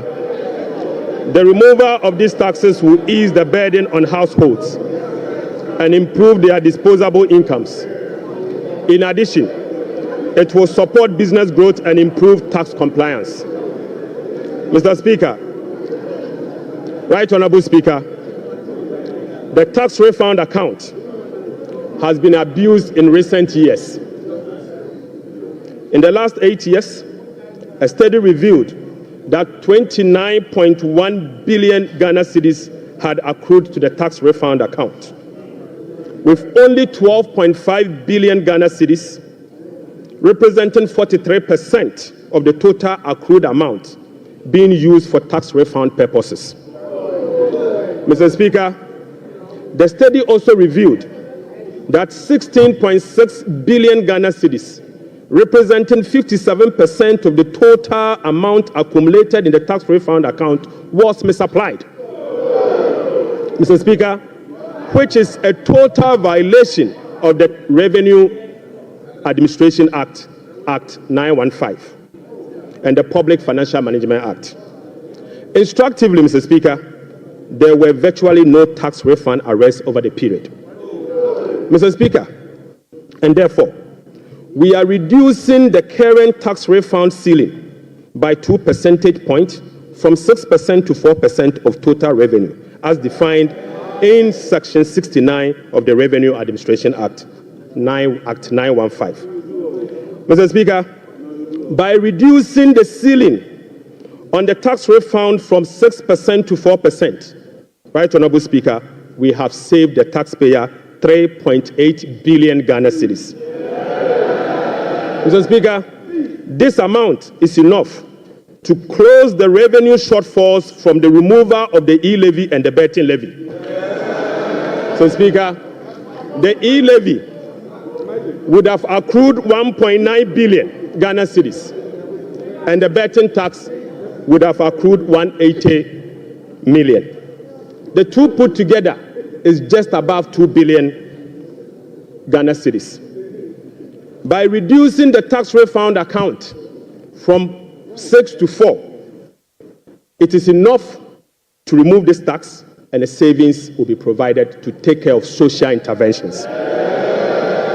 Mr. Speaker, already we have saved 3.8 billion cedis for 2025 alone from one source, and this is enough to close the gap from the taxes we have removed today. Mr. Speaker, to address the concerns from well-meaning Ghanaians on how we are going to close the revenue shortfalls as a result of the removal of the selected taxes, the answer is that we have stopped the bleeding. We have stopped the bleeding. Mr. Speaker, accordingly, with this budget, we will amend the Revenue Administration Act 2016, Act 915. This measure will improve the tax revenue net of tax refund by 2%, representing 0.3% of GDP. Mr. Speaker, in line with government policy, the 2025 minimum wage recently negotiated with the National Tripartite Committee will be zero rated. This is consistent with our resolve to protect the poor and the vulnerable. Mr. Speaker, again, without increasing the levy, we will also review the Energy Sector Levies Act to consolidate the energy debt recovery, the Energy Sector Recovery Levy, and the Sanitation and Pollution Levy into one levy and use the proceeds to cater for energy sector shortfalls and service the inherited debt service obligation. Mr. Speaker, the reset has just begun.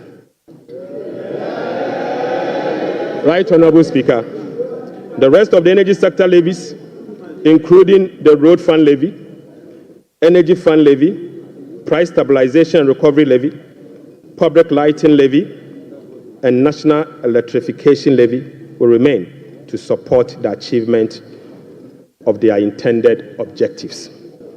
Right Honorable Speaker, Ghana has not sufficiently capitalized on the benefits of its extractive sector to generate revenue to to support development and diversification. We have failed to leverage our natural wealth by capturing its rent and channeling it towards productive infrastructure and human capital. Natural resource rent, which is the difference between the revenue of a commodity and the average cost of producing that commodity, is about 14% of GDP in the case of Ghana. However, Mr. Speaker, revenue from extractive industry is around 1.5% of GDP only. This is because, as a country, we have failed to fully capture the economic rent of our natural resources. Mr. Speaker, whereas global gold prices have seen some significant increase in recent times, Ghana has not been able to take full advantage of the development. Subsequently, Mr. Speaker, we are proposing to increase the growth and sustainability levy from 1% on gross production of mining companies to 3% to enable the nation to have its fair share of the windfall. Mr. Speaker, we also propose to extend the sunset clause to 2028. Mr. Speaker, we also propose to extend the sunset clause of the special import levy to 2028. Mr. Speaker, Ghanaians and this Honorable House will recall that road tolls on public roads were zero rated in the year 2022. Demand for construction and improvement of road infrastructure continues to increase, even as substantial arrests and claims in the road sector remains. Right, Honorable Speaker, while the annual average collection from road tolls have not been significant compared to its potential, the existing zero-rated policy for road tolls has increased the situation and dimmed the prospect of raising enough revenue from tolls to road construction and maintenance. Accordingly, government will work with the stakeholders, including the private sector, to roll out a technology-driven solution to reintroduce road tolls this year as part of the big push. Right, Honorable Speaker, we will also strengthen the legal and regulatory regime for non-tax revenue and enforce the framework to improve service delivery. This will be achieved through the introduction of an overarching non-tax revenue legislation, amendment of existing relevant laws, and the development of a national non-tax revenue strategy and policy. Mr. Speaker, as part of the reforms to improve other non-tax revenue streams, government will explore the operationalization of a regulatory framework for collection, management, and reporting of property rates consistent with our medium-term revenue strategy, 2024 to 2027, and the Local Government Act. Mr. Speaker, we believe that the local authorities must be given the opportunity to collect their own property rates. Mr. Speaker, the current compliance rate for SMEs and personal income tax is below 30%, which is extremely low. Government will embark on an aggressive and sustained tax education campaign in the next 2 to 3 years to ensure improved compliance and tax revenue mobilization. We will also institute a quarterly dialogue on tax issues among the Ghana Revenue Authority, Ministry of Finance, and the business community to ensure that issues affecting businesses are addressed promptly. Mr. Speaker, I now take you to VAT reforms. Right, Honorable Speaker, we commit to the people of Ghana and this House, the business community, that we will undertake a comprehensive value-added tax reform this year. Mr. Speaker, with the aim to review the current distortions and cascading structure of the value-added tax regime. Ghana's effective rate, VAT rate is about 22%. This is obviously because the 2.5% Get Fund levy, the National Health Insurance levy of 2.5%, and the COVID levy are well added to the base for a final determination of what is due for VAT purposes. Mr. Speaker, aside the high VAT rate, businesses are not permitted by law to claim their input VAT for NHIL, Get Fund, and COVID levy. compounding the burden on households. Right Honorable Speaker, our VAT regime has been distorted and rendered inefficient. It combines both VAT and sales tax principles with a flat rate, standard rate, and levies. We have requested for technical assistance from the Fiscal Affairs Department of the IMF on VAT reforms. It is expected that the IMF mission will commence in April 2025. The recommendations from the Technical Assistance Mission are expected to inform our reform. Mr. Speaker, ahead of the IMF Technical Assistance Mission, I will inaugurate a VAT reform task force to hold broad consultation with key stakeholders for their input. Mr. Speaker, the parameters for VAT reform will be is for them to complete this year. Mr. Speaker, the parameters will include the following. 1, abolishing the COVID levy. Mr. Speaker, reversing the decoupling of GET-FUN and NHIL VAT from VAT. Mr. Speaker, reducing the effective VAT rate for households and businesses. Reversing the VAT flat rate regime and upwardly adjusting the VAT registration threshold to exempt micro and small businesses from the collection of VAT. Mr. Speaker, will also improve compliance through public education and awareness. Mr. Speaker, I now take you to revenue mobilization and resource allocation.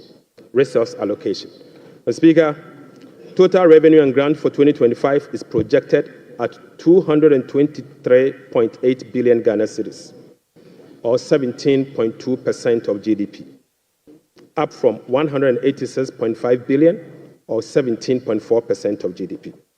The projection is underpinned by non-oil revenue measures, which are expected to yield at least 0.6% of GDP. Mr. Speaker, total expenditure on commitment basis for 2025 has been programmed at 269.1 billion, representing 20.7% of GDP, down from 279.2 billion, which is 26% of GDP in the year 2024. Primary expenditure on commitment basis is projected at 204.7 billion Ghana cedis, representing 15.8% of GDP, which is a significant decline from 232.4 billion, representing 21.7% of GDP in the year 2024. Mr. Speaker, based on the resource allocation from 2025 fiscal year, the total appropriations for the year ending 31st December 2025 is 290,971,212,435 billion Ghana cedis. Mr. Speaker, budget financing. Right Honorable Speaker, based on the estimate for total revenue and grant and total expenditure, the projected overall balance on commitment basis is a deficit of 43.8 billion Ghana cedis, equivalent to 3.1% of GDP. The corresponding primary balance on commitment basis is a surplus of 20.3 billion Ghana cedis, equivalent to 1.5% of GDP. On cash basis, Mr. Speaker, overall balance is a deficit of 56.10 cedis, equivalent to 4.1% of GDP. The corresponding primary balance on cash basis is again a surplus of 7.3 billion, equivalent to 0.5% of GDP. Right Honorable Speaker, the cash deficit of 56.9 billion is expected to be financed from both foreign and domestic sources. The total foreign net financing will amount to 21.4 billion Ghana cedis. Foreign financing will include a provision for financing from IMF ECF program disbursed of 720 billion Ghana cedis and the World Bank Development Policy operations of 600 million Ghana cedis. The residual net domestic financing will amount to 36.9 billion, representing 65% of total financing for 2025. This is expected to be sourced from the issuance of debt at the short end of the domestic market and opening of the domestic market. Mr. Speaker, the government will take steps to reopen the domestic bond market to extend the maturity profile. The reopening will be executed cautiously to establish large-size benchmark bonds that will enhance market liquidity. Right Honourable Speaker, further is to reduce the risk on debt portfolio of government, and we will build cash buffers to support effective implementation of the liability management strategy. Mr. Speaker, this will help smoothing the redemption profile and mitigate refinancing risk associated with Ghana's debt portfolio. Mr. Speaker, the government in 2025 and the medium term will implement liability management operations to manage the risk embedded in the Eurobond debt profile. Right Honourable Speaker, beginning 2025, we will commence the operationalization of Section 37 to Section 44 of the Public Financial Management Act 2016.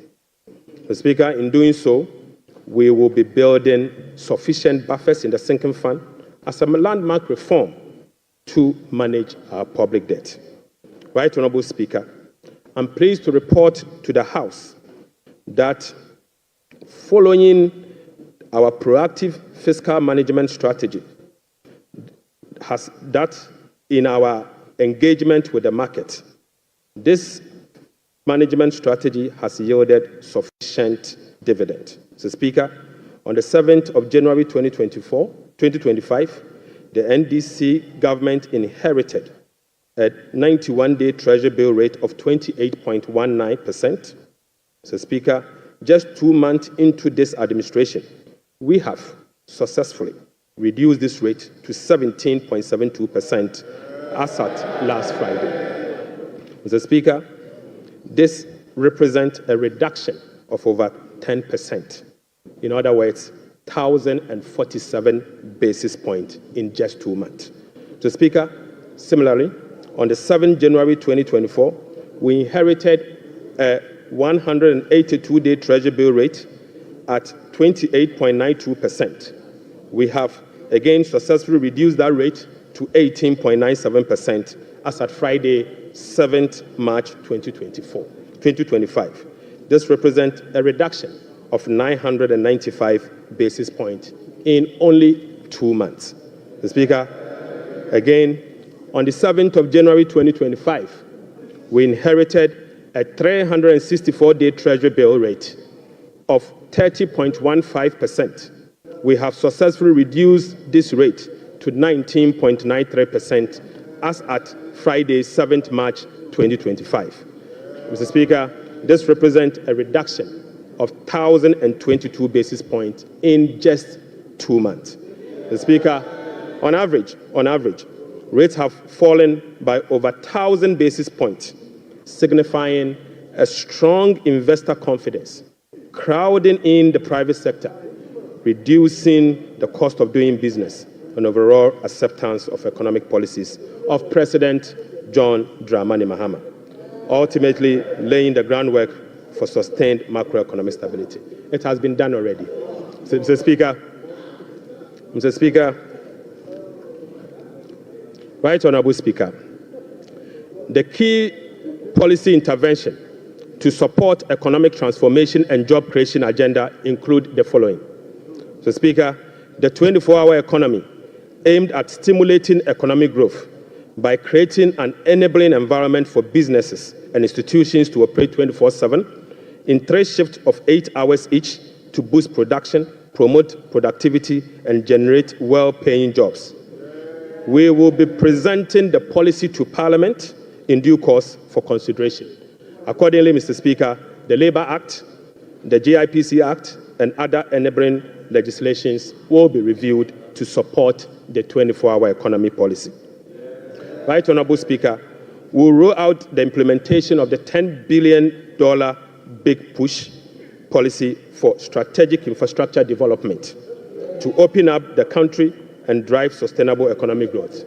Right Honourable Speaker, the Ghana Gold Board will be established in the course of the year and as soon as possible. So, Speaker, we will stabilize the Ghana cedi and provide stability to the macroeconomy. we will implement an economic transformational agenda underpinned by structural reforms anchored on promoting modernized agriculture, agribusiness, and value addition for import substitution, export, and job creation. Mr. Speaker, we will complement monetary policy with fiscal and real sector policies to reduce inflation. Food inflation will be reduced through the implementation of the Agriculture for Economic Transformation agenda, anchored on our 24-hour economy. Right Honourable Speaker, we will undertake key structural reforms to support inclusive economic growth, fiscal and debt sustainability, sound public financial management, efficient public service delivery, and good governance.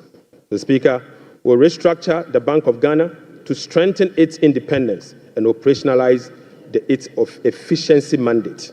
Mr. Speaker, we will ensure that social protection is adequately catered for in the course of the year. We will use government procurement to drive Made in Ghana agenda to promote production and consumption of Made in Ghana goods. Right Honourable Speaker, to demonstrate this agenda, as I said, I came to this House with a presentation of a bag proudly made in Ghana by Horseman. Mr. Speaker, this should be encouraged. Right Honourable Speaker, beginning this year, we will formalize the export of Ghanaian labor to other countries. We will ensure a structured and beneficial system for Ghanaian workers seeking employment abroad and create safer legal pathway for them to work in foreign countries whilst protecting their rights and welfare. Mr. Speaker, this will also reduce illegal migration, prevent worker exploitation, and maximize the economic benefits of remittance and boost foreign exchange earners. Mr.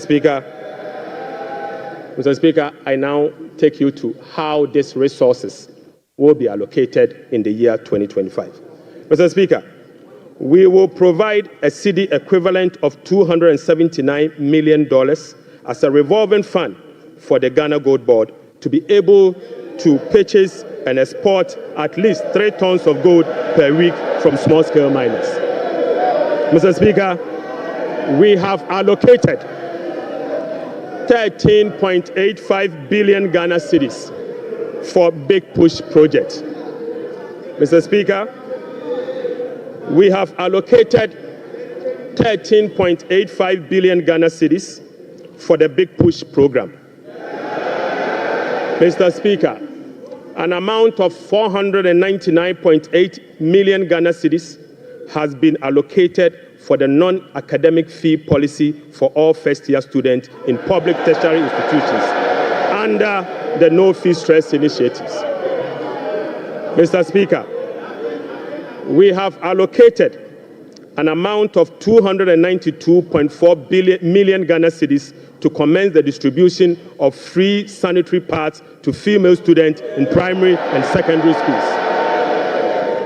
Mr. Speaker, we have allocated again an amount of 242.5 million Ghana cedis to support the victim of Akosombo Dam spillage.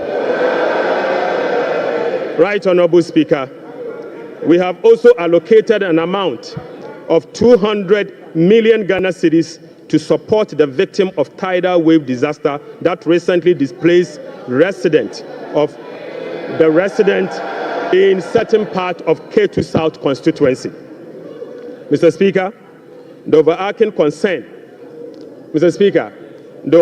concern about free secondary education has been its quality and the absence of dedicated sources of financing. His Excellency President John Dramani Mahama has resolved it.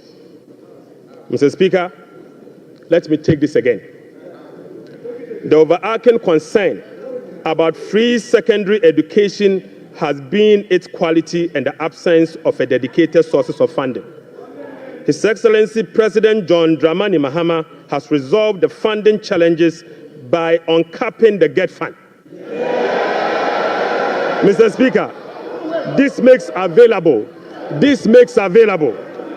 dedicated funding for full financing of free senior secondary school education and free tertiary education for persons with disability. Mr. Speaker, therefore, Capping and Realignment Act will be amended to uncap the Ghana Education Trust Fund. Mr. Speaker, this year, the budget for free senior secondary school education program is 3.5 billion Ghana cedis. By uncapping the GET fund, we will be making available an additional 4.1 billion Ghana cedis, specifically for financing free secondary education program and other related expenditures. Mr. Speaker, aside the uncapping of GET fund, we have also absorbed the debt service made up of interest and principal from the Dache bond that GET fund contracted. Right, Honorable Speaker, we have also allocated an amount of 564.6 million Ghana cedis for the provision of curriculum-based textbooks covering the following. 1, 4 sets of KG books and workbooks for about 2.8 million learners. Mr. Speaker, we have also provided for 4 sets of primary textbooks for about 800,000 learners. Mr. Speaker, we have also provided for 9 sets of SHS textbooks for about 540,000 learners. Right, Honorable Speaker, under the school feeding program, budgetary provision has been increased from the 1.3 billion Ghana cedis last year to 1.78 billion Ghana cedis. Mr. Speaker, representing a 33% increase. The allocation for 2025 reflects an increase in feeding costs per meal, per child, from the 1 cedi 50 pesos to 2 cedis, representing 33.3%. Mr. Speaker, the government has also allocated 145.5 million Ghana cedis to the capitation grant, up from 84 million Ghana cedis in 2024. This is an increase of 73.4% over the previous year. Mr. Speaker, we have also allocated 203 million Ghana cedis for the payment of teacher training allowances and another 480 million Ghana cedis to nursing training allowances. Mr. Speaker,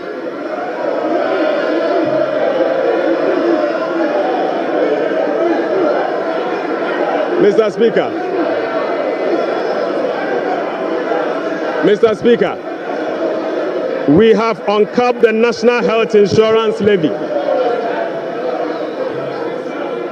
Mr. Speaker,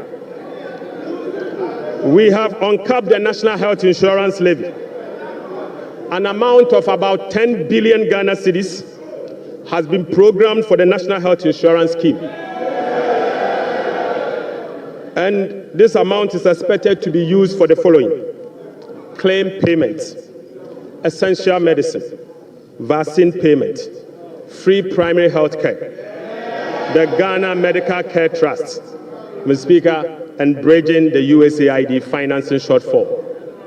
Mr. Speaker, in the year 2025, government will continue to implement reforms and increase budgetary allocation to enhance the implementation of 4 targeted social protection programs, namely National Health Insurance, the LEAP program, the school feeding program, and the capitation grant.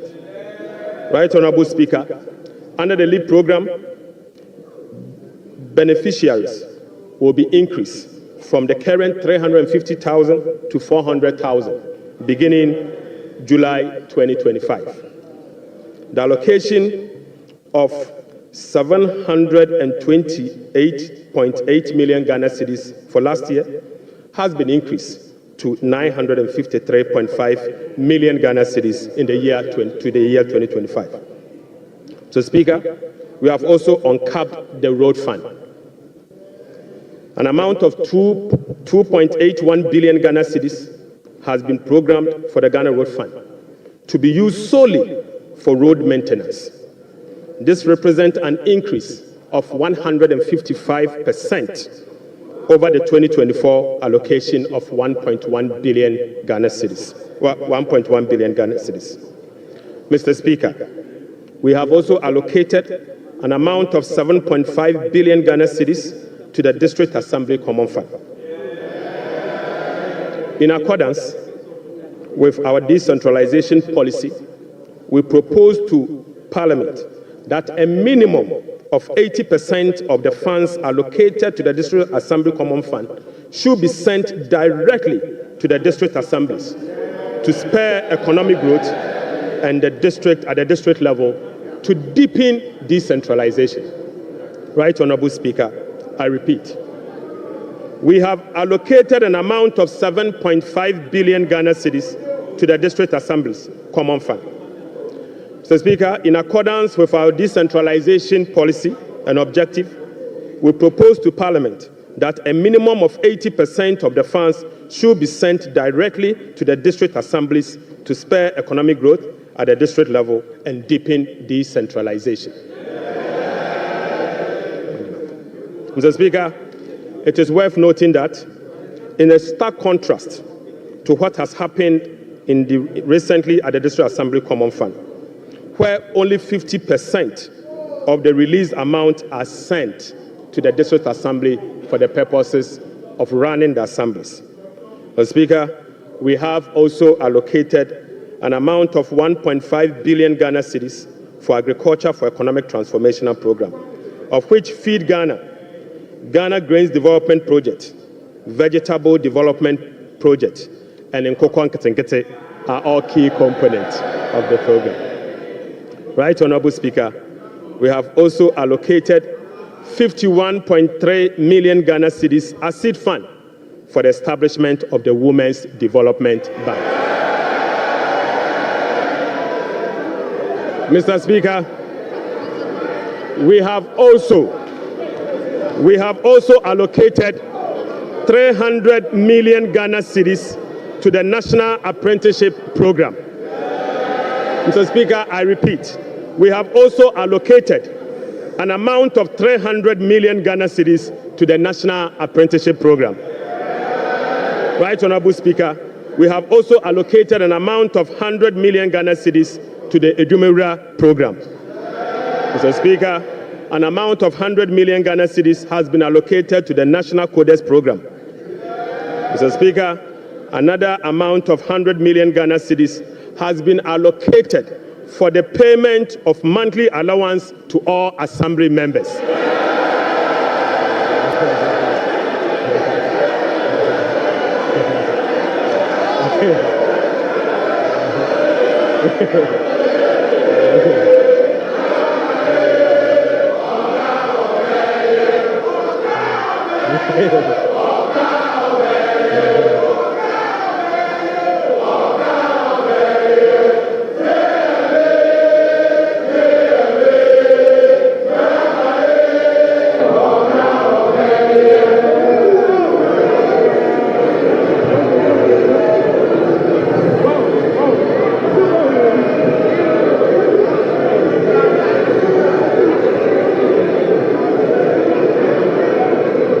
Mr. Speaker, Right Honorable Speaker, sector ministers will be presenting to this House a detailed sectorial performance and outlook, as well as, Mr. Speaker, sector ministers will be presenting to this House a detailed sectorial performance and outlook, as well as sector-specific policy interventions to deal with the challenges of various MDAs. So, Speaker, I want to repeat this. So, Speaker, sector ministers will be presenting to this House a detailed sectorial performance and outlook, as well as specific sector interventions to deal with the challenges of various MDAs.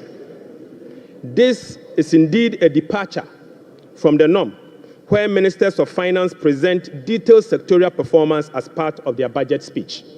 Mr. Speaker, I believe sector ministers must be made to do so. Right Honorable Speaker, in conclusion, Mr. Speaker, in conclusion, Mr. Speaker, the state of the economy, as I have presented, does not reflect an economy that has turned the corner. It reflects an economy in severe distress, burdened with debt repayment harms, mismanagement, and lack of accountability. The budget sets Ghana on a path of fiscal responsibility, debt sustainability, macroeconomic stability, and job creation. It is about resetting the economy and restoring hope.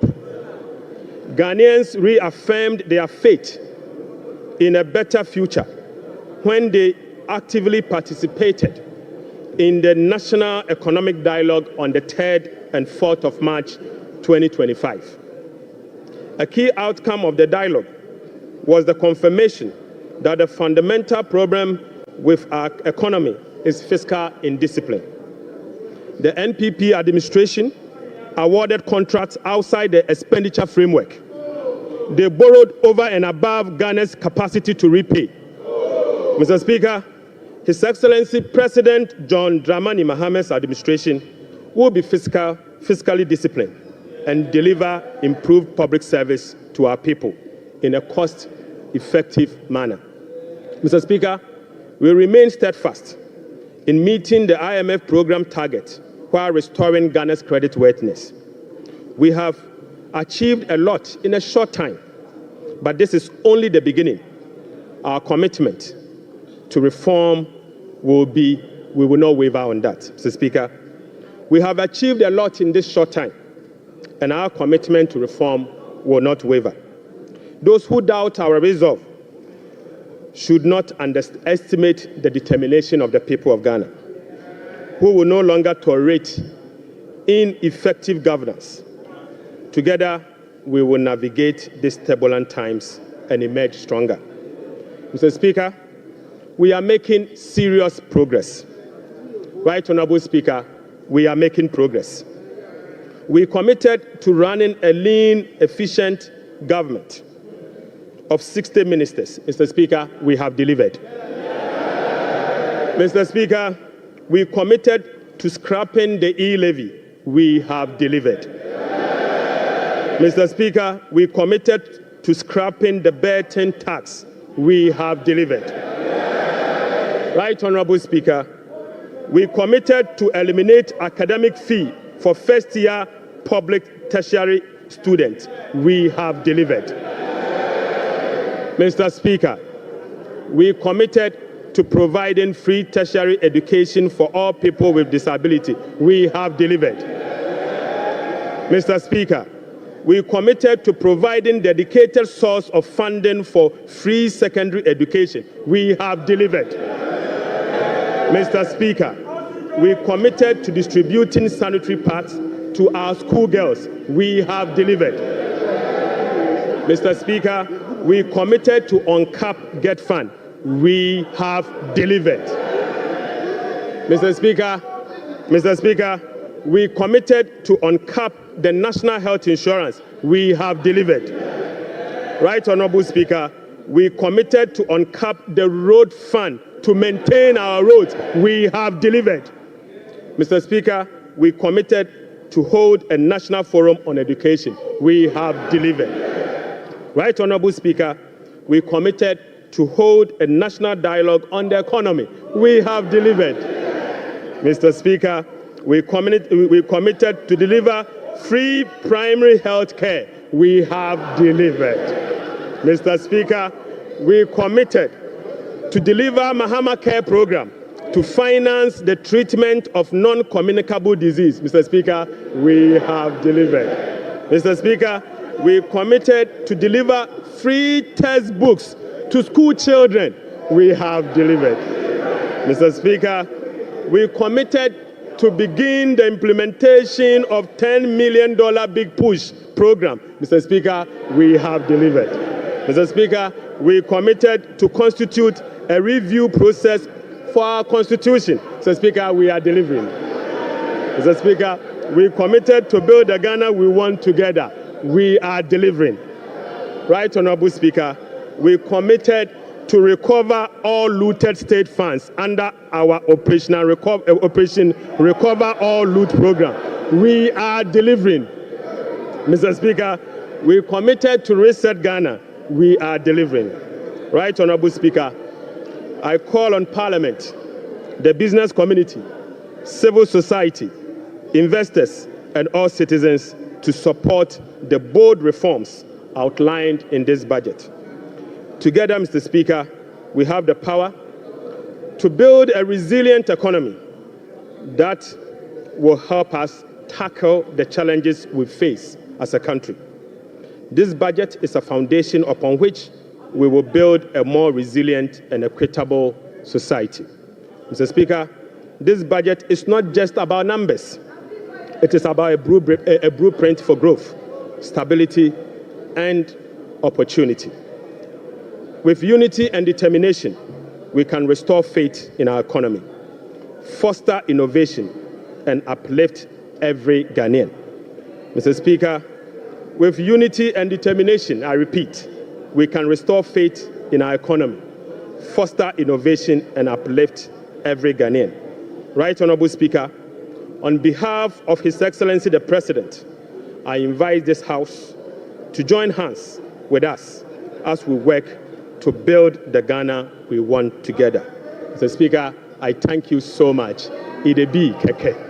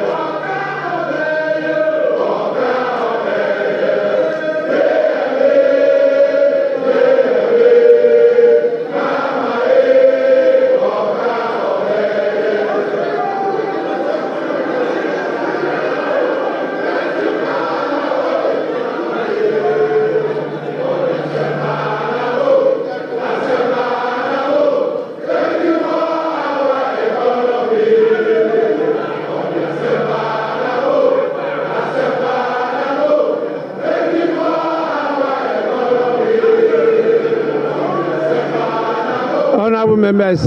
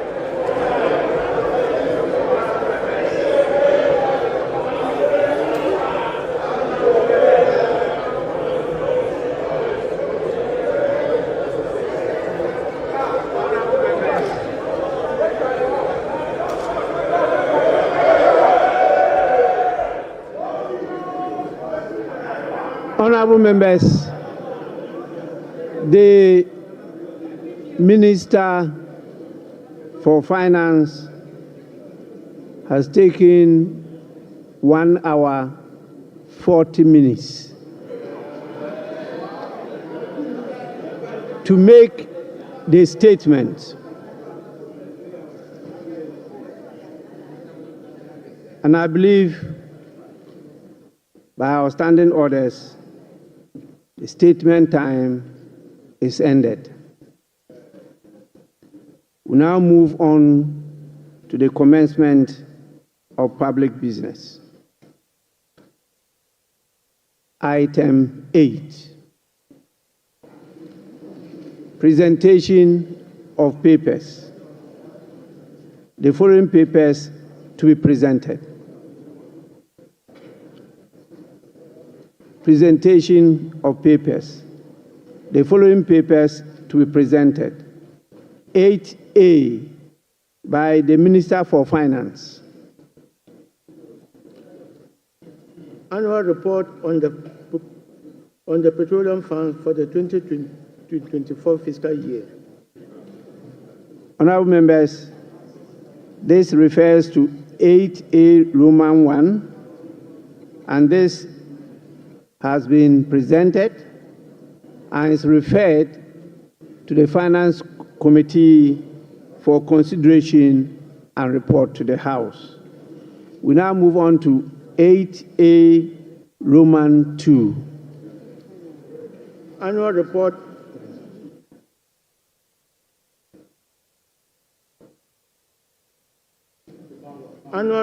on the collection and utilization of the African Union Import Levy for the 2024 fiscal year. Honorable members, this report is also duly laid and is referred to the Finance Committee for consideration and report to the House. I will now want to hear from the leaders. I saw the minority leader give an indication that he may want to have a word. Yes.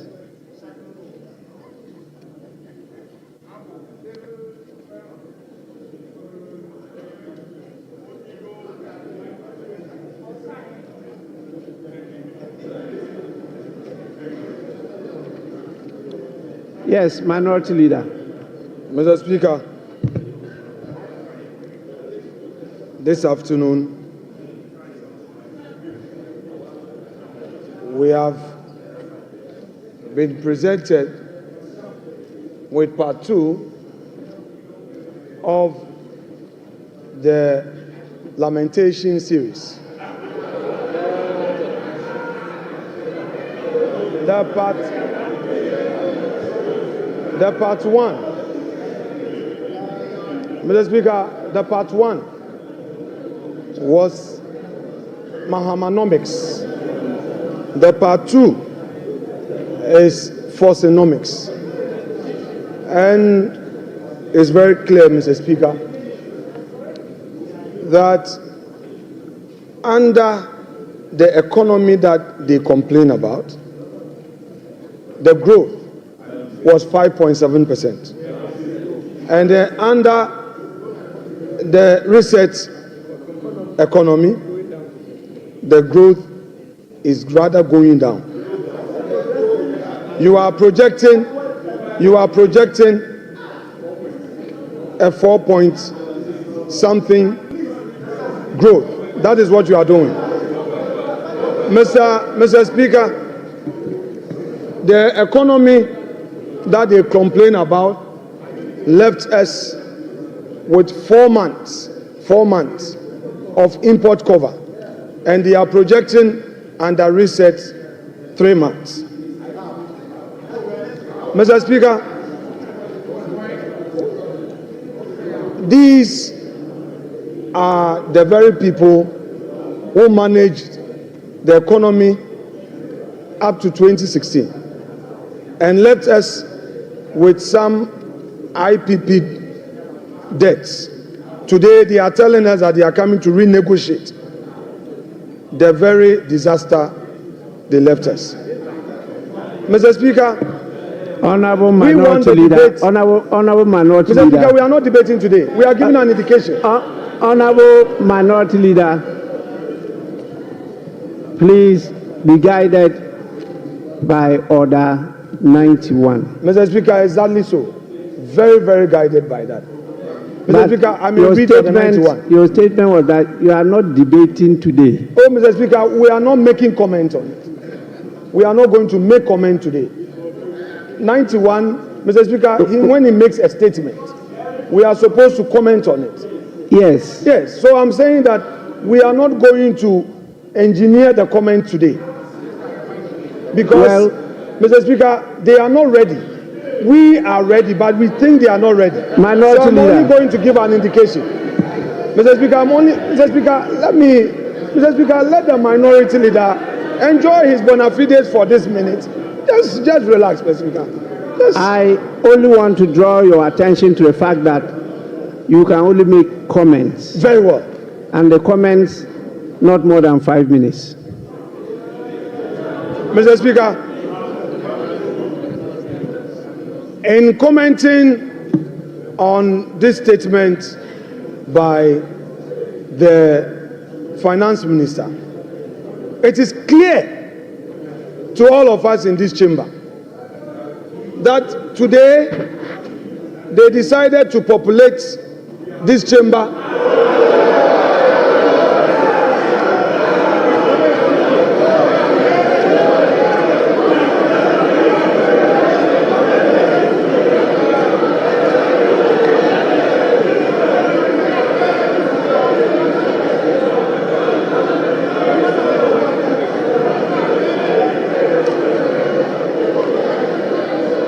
Mr. Speaker, they populated this chamber with their members only to come. Honorable Minority Leader. Yeah, Mr. Speaker. The Minister for Finance did not talk about the population of the chamber. So that is not part of the statement of the Minister. Please. Mr. Speaker, I noticed that when the Finance Minister came to present his statement, for the first time after the inauguration, the swearing in, the majority side was heavily populated. Mr. Speaker, that notwithstanding, Mr. Speaker, we have witnessed what we can best describe as an Azan budget. Mr. Speaker, they are on much talked about for 24-hour economy. The president came here, they said it was all ready. The finance minister comes here, and again, the 24-hour economy policy is not included in his budget statement. Mr. Speaker, Mr. Speaker,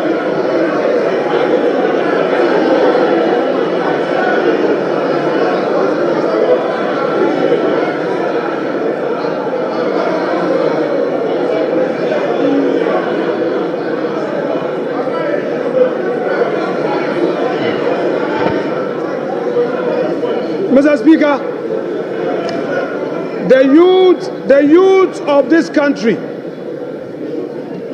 have been waiting for this 24-hour economy policy. The minister tells us the policy will be brought later. Hey, Ato, the policy will be brought later. Mr. Speaker, it is clear that all the jobs they promised the youth of this country was merely an Azan promise. Mr. Speaker, there is no inspiration from this budget. There is no hope in this budget. The repetition of the social intervention programs, Mr. Speaker, and then the minister complained that some contracts at the road sector had no commencement certificate. Go to the Chain Homes Road. There is a road construction on the chain rooms. There is a new road being constructed to the 10 rooms with a new roundabout. There is no commencement. We did a search. There is no commencement. There is no PP approval. You are doing, Mr. Speaker, you have started construction Minority Leader. Honorable Minority Leader. Honorable Minority Leader. Honorable Minority Leader. Please, comments. I have given you a privilege. Don't abuse it. Mr. Speaker, I shall conclude my comments by saying that whereas the Minister of Finance told us that there will be heavy sanctions against all those who go contrary to the PFM Act, under his own administration, the Chain Homes Road is being constructed now. A new runabout is being constructed. Meanwhile, there is no commencement certificate. Meanwhile, there is no PP approval. Mr. Speaker, the sanctions must start with his own ministers.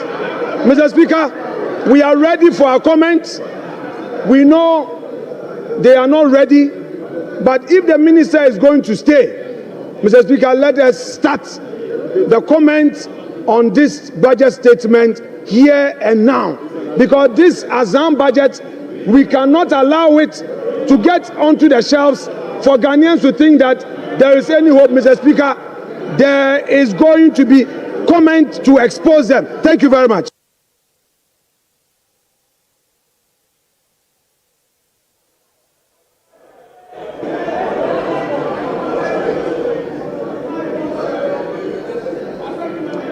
Honorable Majority Leader. Mr. Speaker, the Minority Leader and I share something in common. We were both assemblymen. And when the Minister of Finance made the unprecedented announcement of a gargantuan sum of money for assemblymen, I saw the gleeful smile on his face.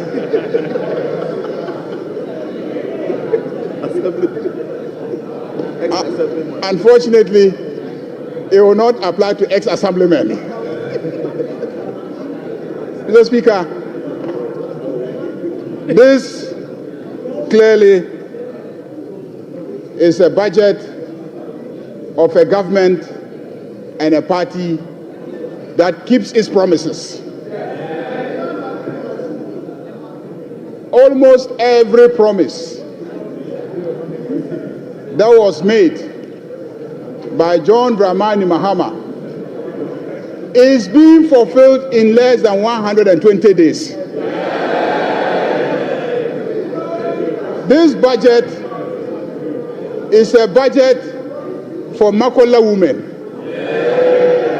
This budget is a budget for assemblymen. This budget is a budget for girls. This budget, sanitary pads, students, girls, students, sanitary pads, there's sanitary pads. Mr. Speaker, Mr. Speaker,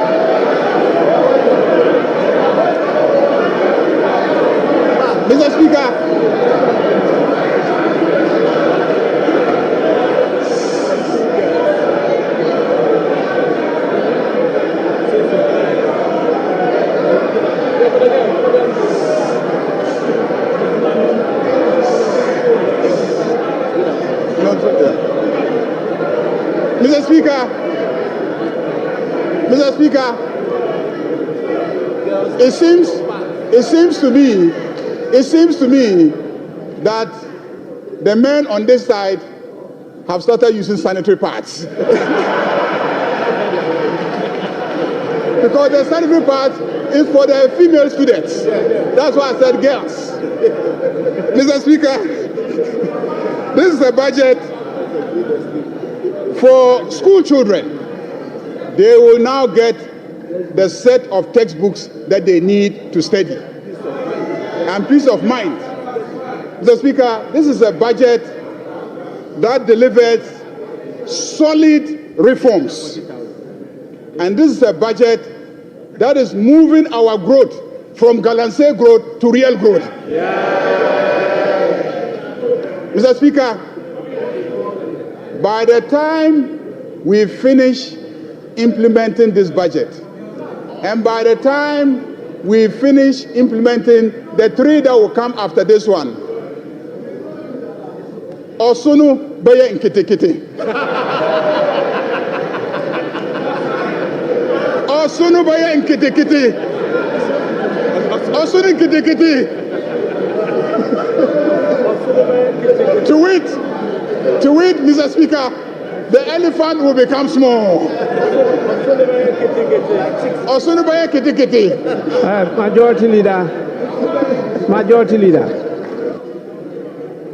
Majority Leader, the Minister for Finance did not talk about Osunu.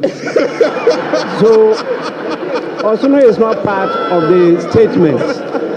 Please. Speaker was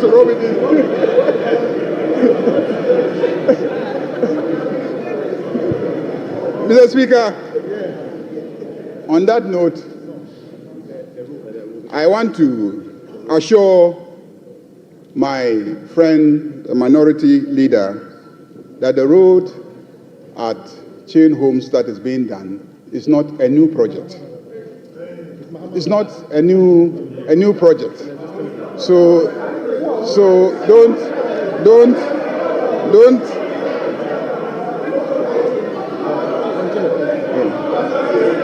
There's something else you want me to add.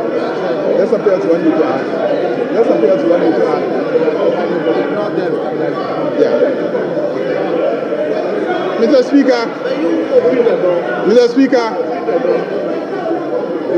Speaker, this is a budget that gives hope to Ghanaians. This is a budget that will stabilize the economy. This is a budget that will create jobs for the youth of this country. Because this is a budget that will stabilize the economy and provide the enabling environment for the private sector to thrive and create jobs for the youth of this country. Mr. Speaker, fishermen, Okada riders,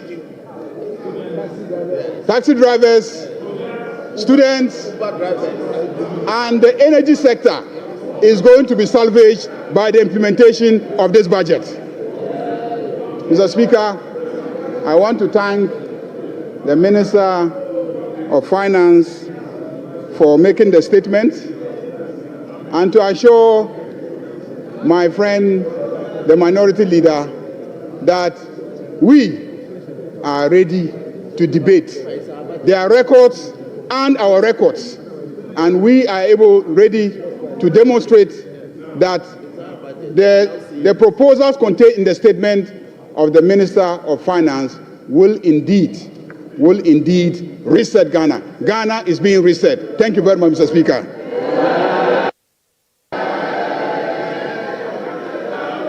Honorable members, as I stated earlier on, this statement is not to be debated. You are to make comments on the statement. And to guide you, we are going to provide a few things for members because it's a transition. We used to debate budgets by making it a motion. Our standing orders from experience guided us to change it to a statement. And so last budget was a statement. And this one too is a statement. So it's a new field. And you need some guidance as to what to do during the course of that. If not, the Speaker will have a hell of trouble managing the House. So what we intend to do is to exhibit at the foyer budget statements since independence. You can go to the foyer and you get the budget statements since independence. We also have soft copies of handouts of budget statements with the pictures of the various ministers of finance. They will all be on display for you to go and either have a picture view or request for a copy so that you can, at your own leisure, go through it yourselves. There is a viewing session now of what has happened today, and that one too is available as a side attraction.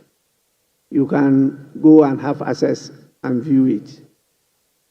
We believe that this will assist you, and as we do that, we may focus on some of you, and we particularly want to project the excellent inputs that our ladies make on the floor as part of the affirmative action, the law that we passed.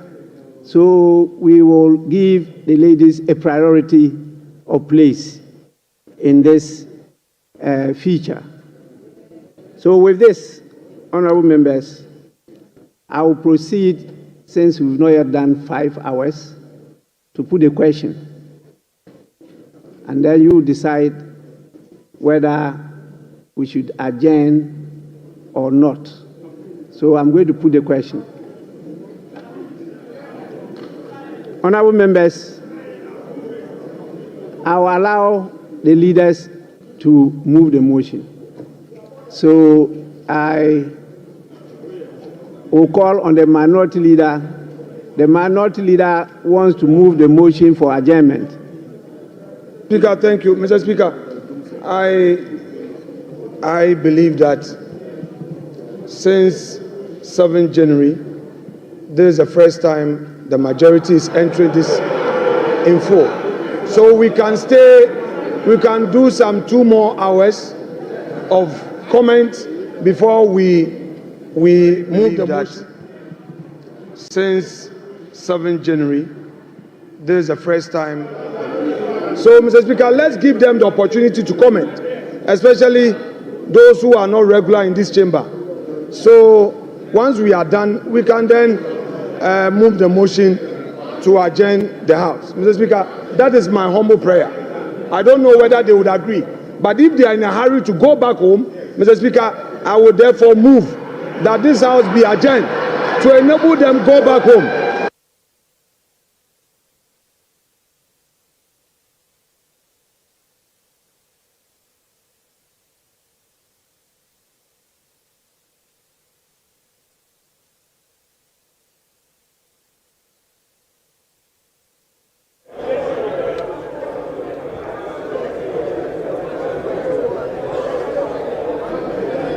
Yes, Majority Leader. Mr. Speaker, what the Minority Leader says is a reflection of the constitution of this side. It's testimony to the fact that when they are needed, they will be here.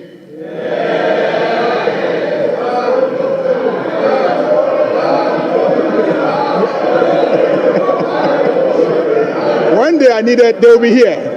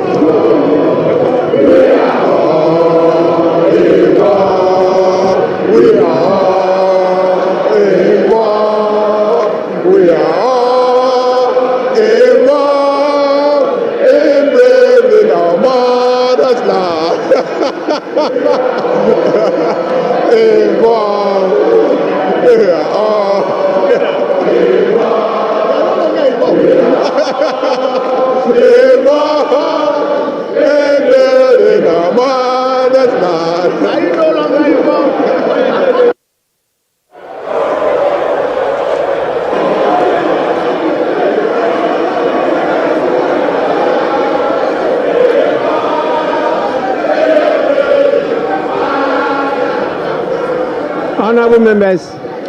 Honorable members. Mr. Speaker.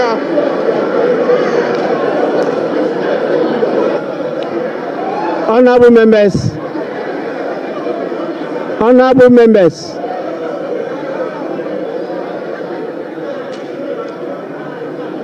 Honorable members. Please. Honorable members. The Winneba Choir sings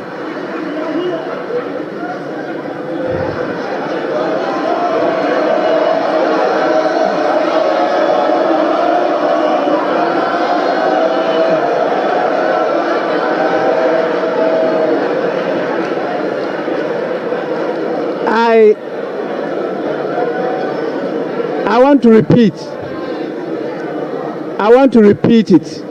I'm sure you didn't hear what I was trying to say.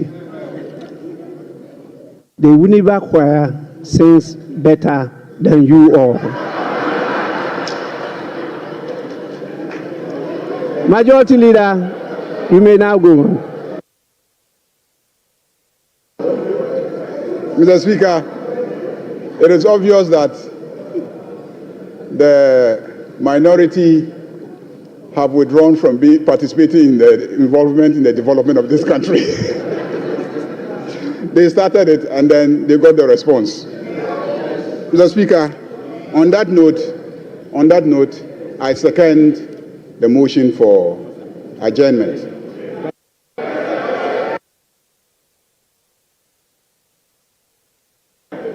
Honorable members, those in favor of the motion for adjournment, say aye.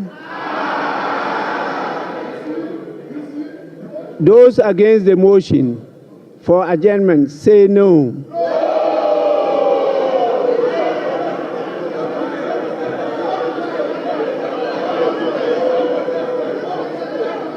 Majority Leader, yes. Mr. Speaker, there is rebellion on this side of the House because their leader moved the motion and they are rebelling against their leader. Leader, put your house in order. Honorable Majority Watch Leader. your back. Please. That is democracy. They are entitled to disagree, even with their leader. But yes, Minority Leader. Mr. Speaker, I have a very peaceful caucus. Mr. Speaker, I moved the motion for adjournment for the benefit of the majority. I said to enable them go home and rest. But we are ready to work. So they are right. Lani has seconded, meaning that his people are tired. Honorable members, the ayes have it. The motion is adopted. This House stands adjourned to tomorrow at 10 in the forenoon. The House is adjourned.